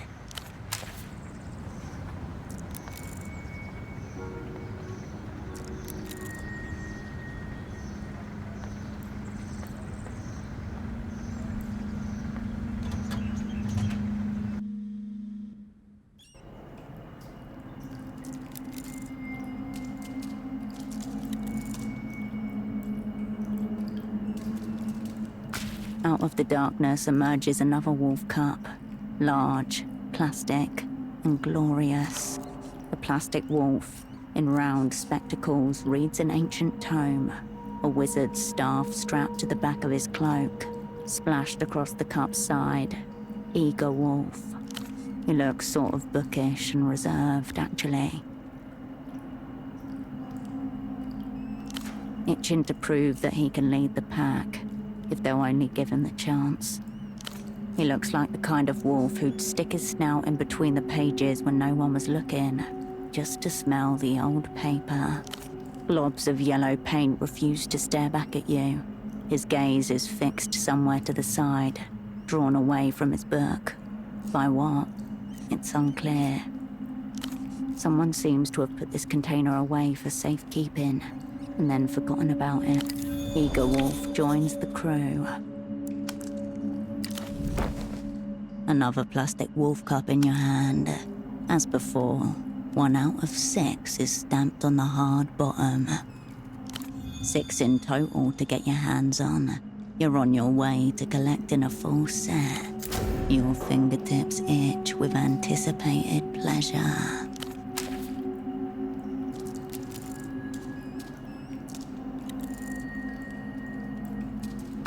The door looms. Its keypad glowers at you dubiously. Glossy metal finish. No hint of rust or weathering. No prey here. Only a challenge. Your teeth chatter from the thrill.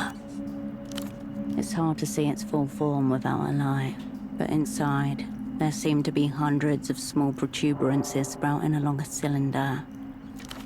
There is only one security system that uses that setup, the Obver Pistorius Mark III, a legendary keypad and lock duo. The door does not react to your ore. Good news. This system was accidentally released with a big, honking security flaw. All you need to do is switch 2 wires around, and the keypad will accept any input. Easy. A vulnerability leaked to the Opera in '87, courtesy of a disgruntled engineer who had defected to the People's Republic. The Obver Pistorius Mark III's keypad blinks patiently.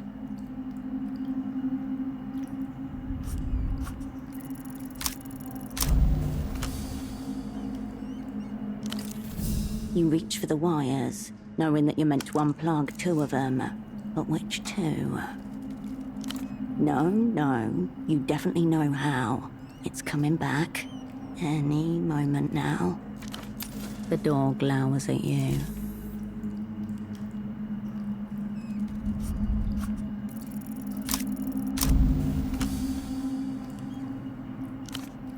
You reach for the wires again, and once more you find yourself unable to remember how the trick goes. A heavy, die-cast 10-digit keypad with a matrix of tactile switches. A trio of wires runs from the bottom of the keypad to the door. The keypad sends its input to a series of relays inside the door. If the input is right, solenoids pull the bolts open. Assuming an 8-digit combination, you're looking at 100 million possibilities, rounded up by 1. With enough time, and assuming invalid inputs wouldn't trigger a series of alarms, you look around the imposing door.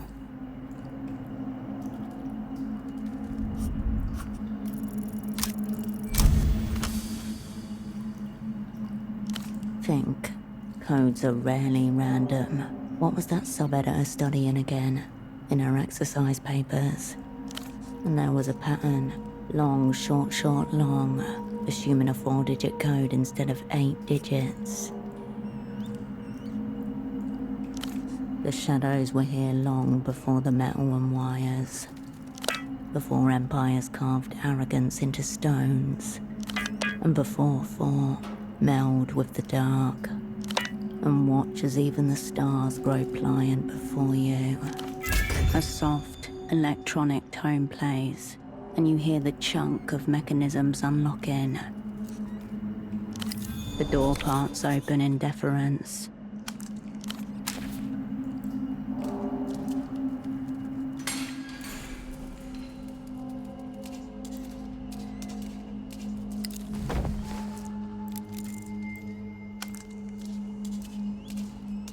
The metal drawer slides out nearly soundlessly, revealing rows of official-looking folders. You bend your arm at an uncomfortable angle and press around at the deepest part of the drawer. Nothing. Not even a lost paperclip or bent staple. The drawer's base makes a thin rattle, not the hollow echo you were hoping for. You pull your hand back from the standard issue cabinet. Files crowd over the gap you made. After a moment of rifling, your fingertip catches on a sharp edge. The culprit is a large beige folder, labelled Visitors, notated. What a footfall for a 2-person magazine office.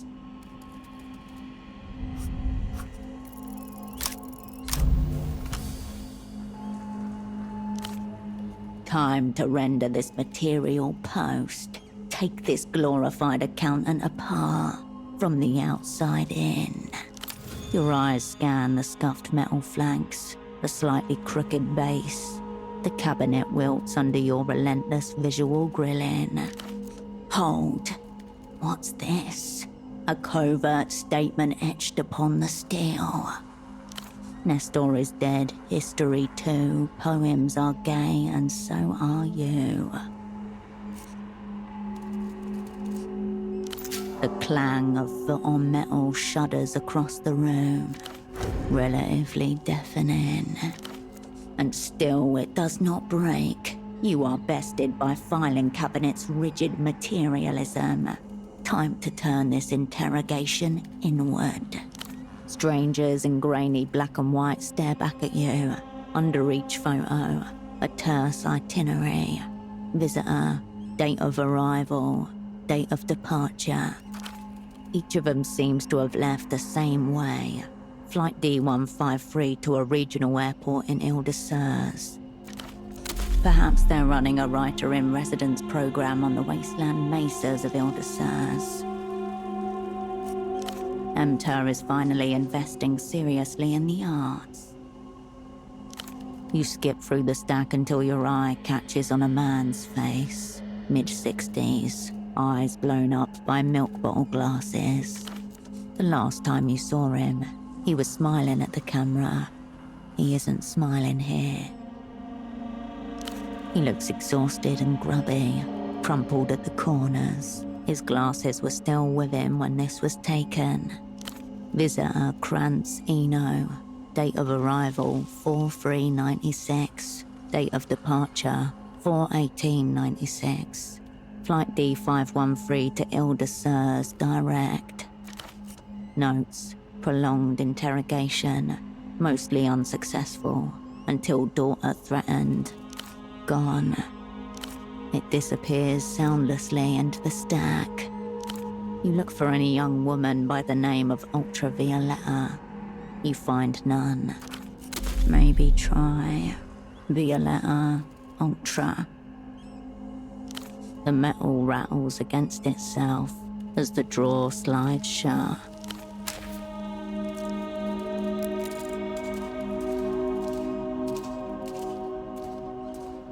The heavy steel door contains a single small window. Next to it, another brand new intercom like the one upstairs.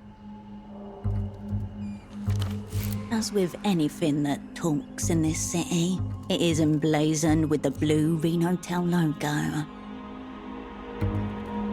Heavy condensation is obscured through layers of glass. Nothing can be seen here, in the domain of shadow and smudge. Your fist barely makes a sound on the thick, reinforced metal.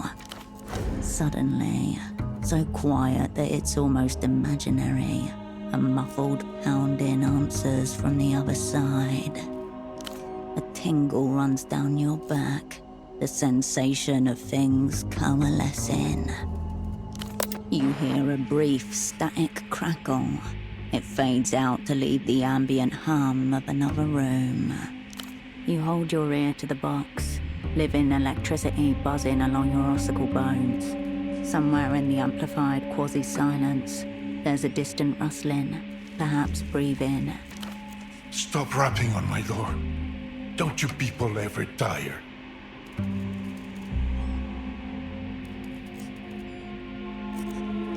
Have my jailers already forgotten me?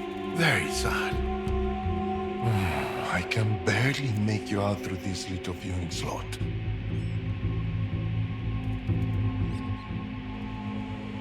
No, we'll just make do without. Do you have a name? That's not a name. That's a falsehood. Herschel. Very good. You already have a name for him, even if it's a fraudulent one. Impressive. Though under the circumstances, I'd say poor Dante is more appropriate. Hello, Herschel. How are you doing in there? You must be Tempo del Sur's well-connected friend. The wretch from the Opera Bureau. You can practically feel the gaffer up in the rigging, guiding the spotlight along your path. Don't let his evasions and insinuations throw you off course. The deal. You're here for the deal. A wave of static crashes over the line. Briefly, I was making a personal call from one of those infernal payphones when two men bundled me harshly into a tuk-tuk with a rough sack over my head. Soon after, I found myself in this waterlogged hell. I might have gathered. For an entity devoted to human flourishing, Emter seem indifferent to the conditions of actual humans. How very liberal. You could say we're both servants of culture. The ministry maintains relations with a number of men like your unfortunate friend. Allies against Emter's ridiculous culture blockade. Boo-hoo-hoo. That's what I say to that.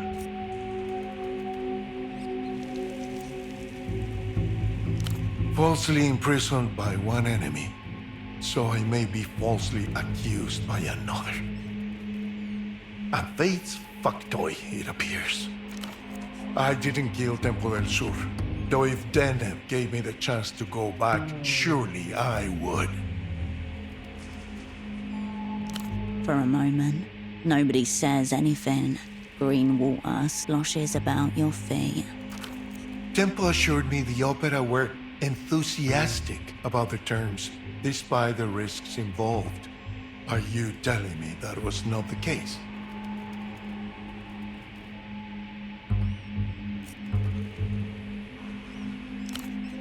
A long, crackling sigh fills the room. I procured for Tempo del Sur an extremely rare device. The only one of its kind outside the Illuminated Empire. Extremely rare. Tingle along arm hairs.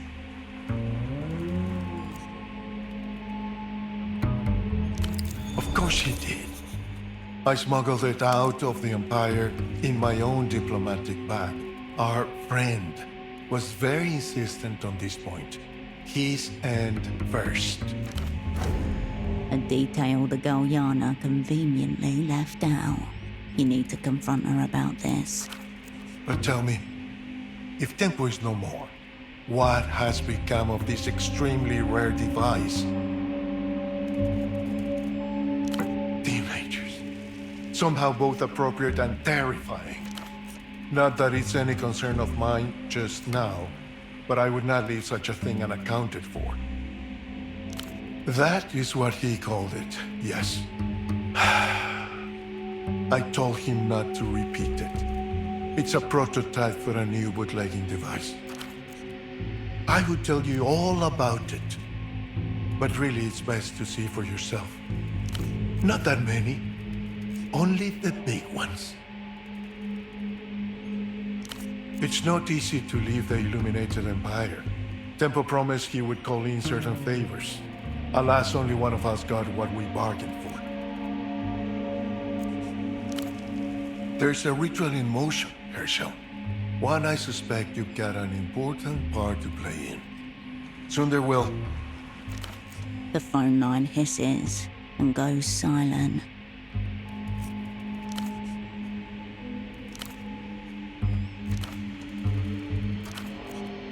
Apologies. I had to attend to a personal matter. A large rat swimming along the floor of my cell. It's not so hard to drown them usually.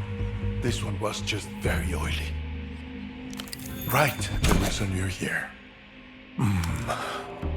There's a very important man on his way to Portofino as we speak. His name is Facundo Reyes. At the base of your skull, a tickle in your brainstem.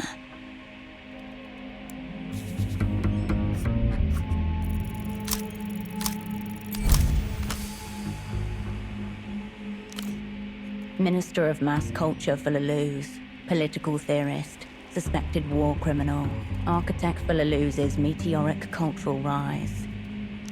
As of this year, 26% of all media originates from Lusian-affiliated distributors. Weekly textile shipments from Leluz to the developed world, 1.5 million tons. Estimated age, mid-70s. Known photos, 0. While his influence is immense, Reyes himself remains an unbroken cipher, despite repeated attempts to crack him. Halberd, zeroed out 71. Redacted, declared null entity 74. Sediment, zeroed out 76. Vapor, lost 81. Comfort, zeroed out 86. Like all the opera's great enemies, Facundo Reyes is referred to primarily by his epithet. To his friends, he's still just Facundo. Cool is an alien concept of illusion mind, a bourgeois transvaluation of what used to be recognized as wretched and ignoble. But then I became wretched and ignoble myself. So perhaps I'm cool as well? They come and go so easily in your work.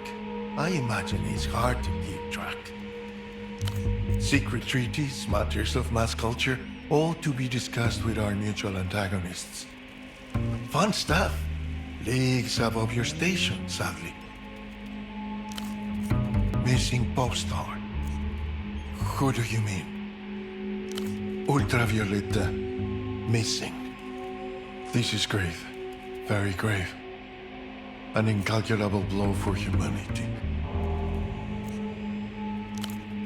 Spoken like one with the emotional register of a child. Sad doesn't even begin to encompass the loss. Just one question before you scurry back to your masters. Will it be you escorting me to the superblock? Or should I... What might have begun as an inhale of breath transforms into a static roar that fills up the audioscape.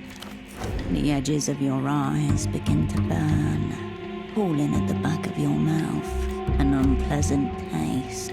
Petroleum? If there is an answer, it reaches you only in the electromagnetic language of antennas and far-reaching transmission devices. Footsteps right above you, coming this way. Vanish now.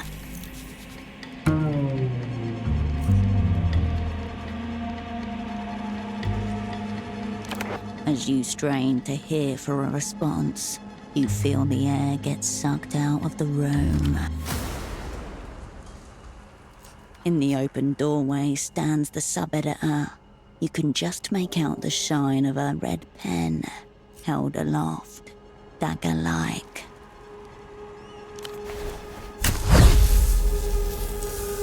Cold liquid snatches at your steps like wet hands as you run towards your only hope at escape. We're dead-ended. The gang sends its regards. A crackle on the water surface, then something seizes your ankles, then your whole body, as the world blackens.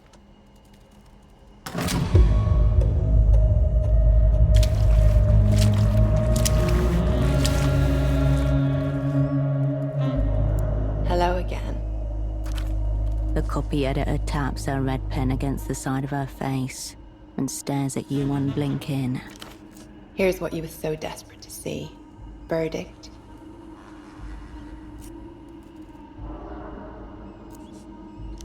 Already? I've barely touched you. Let me try something. Does this feel good? She runs her thumb over the pen, teasing its mechanical tip. Cold, crackling spikes of electricity run up and down your spine from focal points on your back. 10,000 needles across your skin. You're wearing epidermal electrodes, contact points for a remote electroshock device. Sick. There are conductors in the water too. You got a mouthful of it when you blacked out, actually. I cleaned it out for you. Say thank you. Explains those hideous rubber boots she's wearing.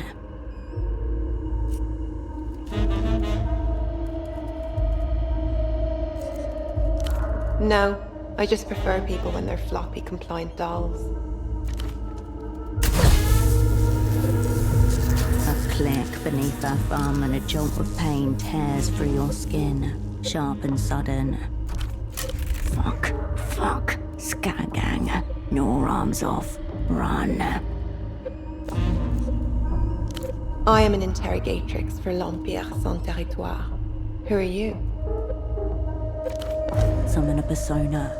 Concede nothing, validate less. Cascade can slip out behind the human-shaped facade. Say nothing, and she will know nothing.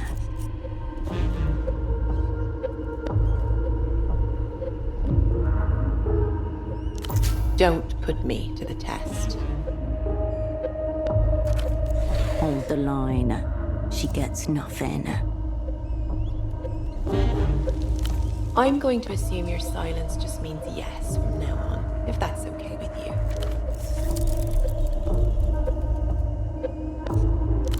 Understood. So let's start again.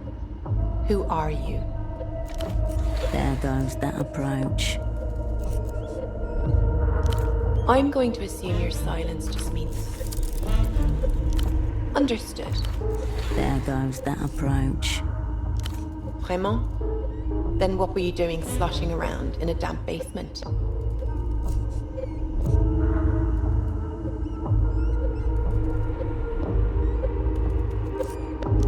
Please, have you read the Nos Correntes?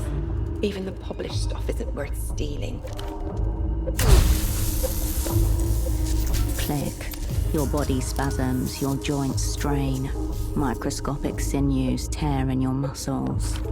So, let me run my working theory by you. You're opera, right? A depth charge at 5 fathoms, but your surface remains glass smooth. I let you talk to our prisoner because I thought he might be chattier with you than with me, and that you'd break more easily than him. The situation is dire. An advanced cognitive maneuver could turn her own weapon against her. Luck and skill then, Operan.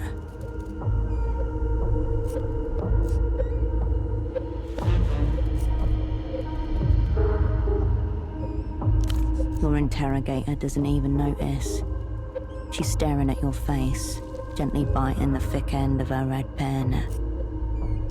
You sink back in the chair and widen your thighs, taking up more space, cutting loose. Captivating.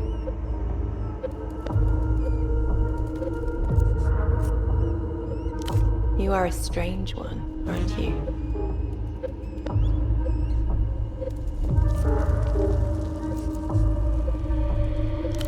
Fine. I'll give you one question. What would you like to know? The door cracked open. Pull a seam of worthwhile information through. Do not waste this opportunity on some personal frivolity. Because we want to have a strong hand, of course. Secret treaties require secret cards. Good. She's confirmed what the prisoner told you. These secret treaties are legitimate and close. Naughty. I said one question. Click. Your body shatters.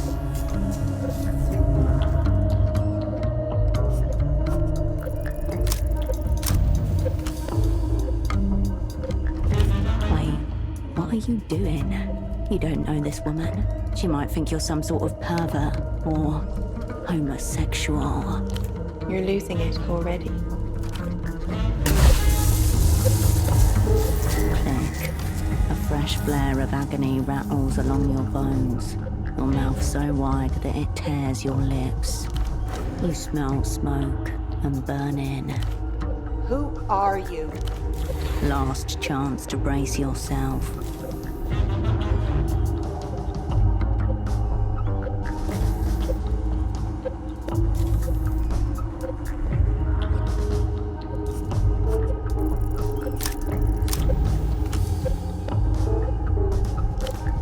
Her through the eye holes in your mask, painfully aware that she seems to be able to see them too. I can see you in there, just out of reach. Come to me. You're a fraud, a liar, and I don't really need this little pen to find out exactly what you're hiding. You can feel her needling her way into your mind, poking at your thoughts, pushing her way inside. She grins, resurfacing with her prize. Cassandra? Ah, I found your cryptonym, didn't I? Hello, Cascade.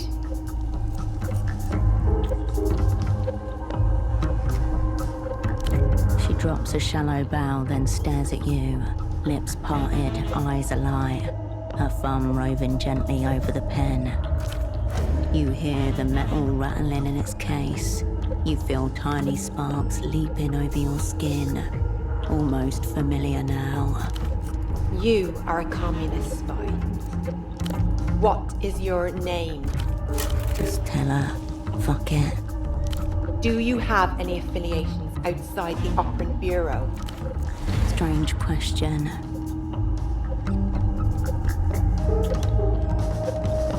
What makes someone a friend?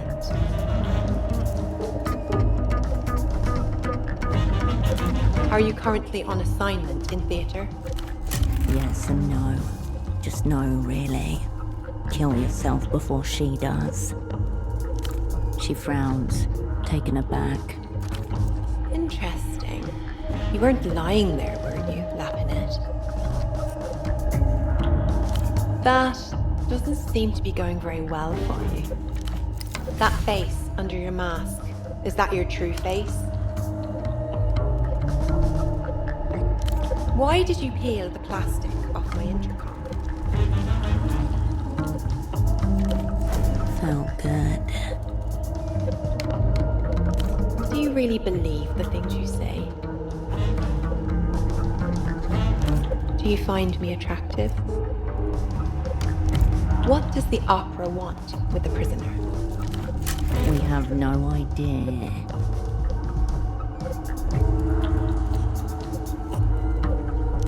That was unimpressive, even for the opera. Each one sends a pang of fear through your mind, too similar to the sound of the pen. Ma pauvre Lapinette, you didn't do a very good job there, did you?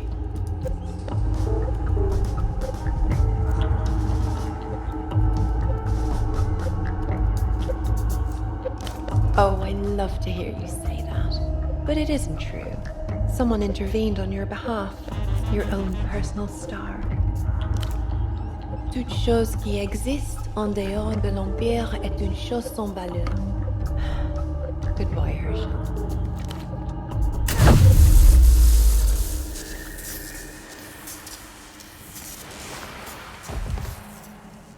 Click. The world drops you like an old toy.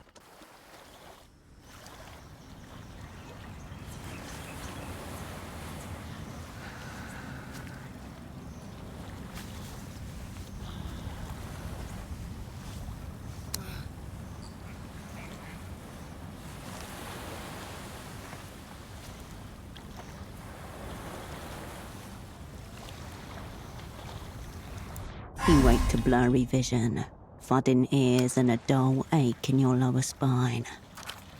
The setting sun is hot on your face. Purple light spots are burned into the back of your eyelid. The sound of the canal water lapping the sand is soothing through it all. Springs dig into your back as you shift position. Your skin feels like it's still crackling. Maybe an after effect of the shocking. Maybe the first symptom of your augmentoid ascendancy. Someone is standing nearby, watching you. Your eyes realign and find a young girl staring at you, chewing a lock of her own hair. I don't know. I just found you asleep. Over there.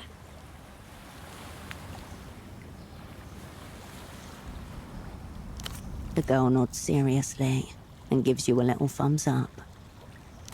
A derelict beach, a grey canal, and the Nos Correntes Review building, less than 50 meters away up the hill beyond the waterlock. You didn't move at all. Someone else did it. Lifted you up and dumped you here. He had to go grown-up fishing, is what he said. But he said I can take the tram home all by myself. It will be dark soon. Can you help me with something? I need to get this knot undone. The girl holds out a small hook tangled in fishing line. Bind in. No, not again.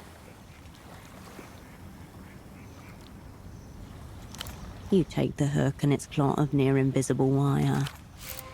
Double, lost in theatre. Status captured, interrogated. Loyalties non-existent. Conclusion, failure. Brackets inevitable. Your hands are trembling. A child is asking for your help. Focus. It's a haphazard tangle of wire, formed on the universe's whim. Still, it conjures up an uncomfortable feeling in you. Your wrists burn, the skin chafed, your shoulders ache from the pull. Mantis shrimp. But they move pretty fast. Faster than you. You pick at the wire, your fingernails slipping off the fine thread. Here and there, you make progress. Coming apart at the seams. This time you weren't. Next time you might be. Are you okay? Did something happen to you?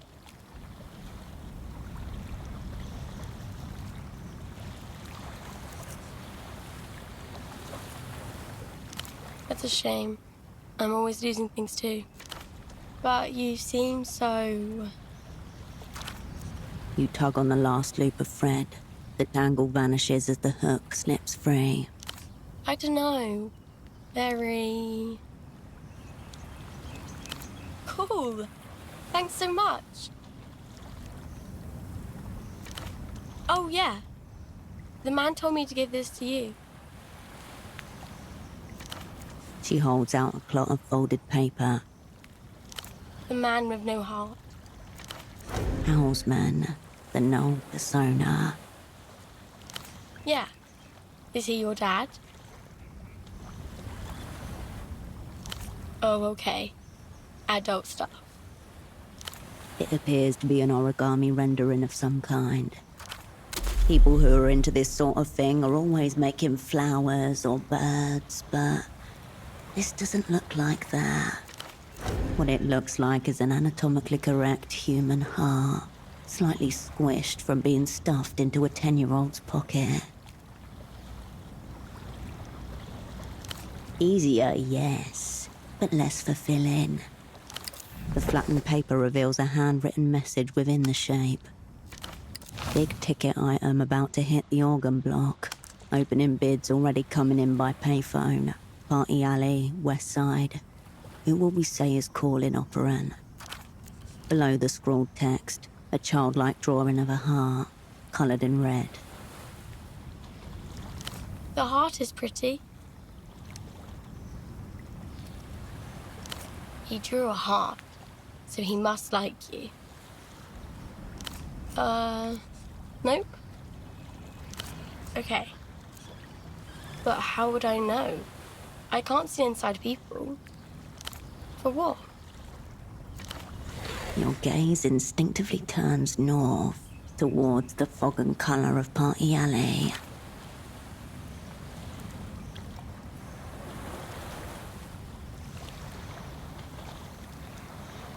This marked payphone then.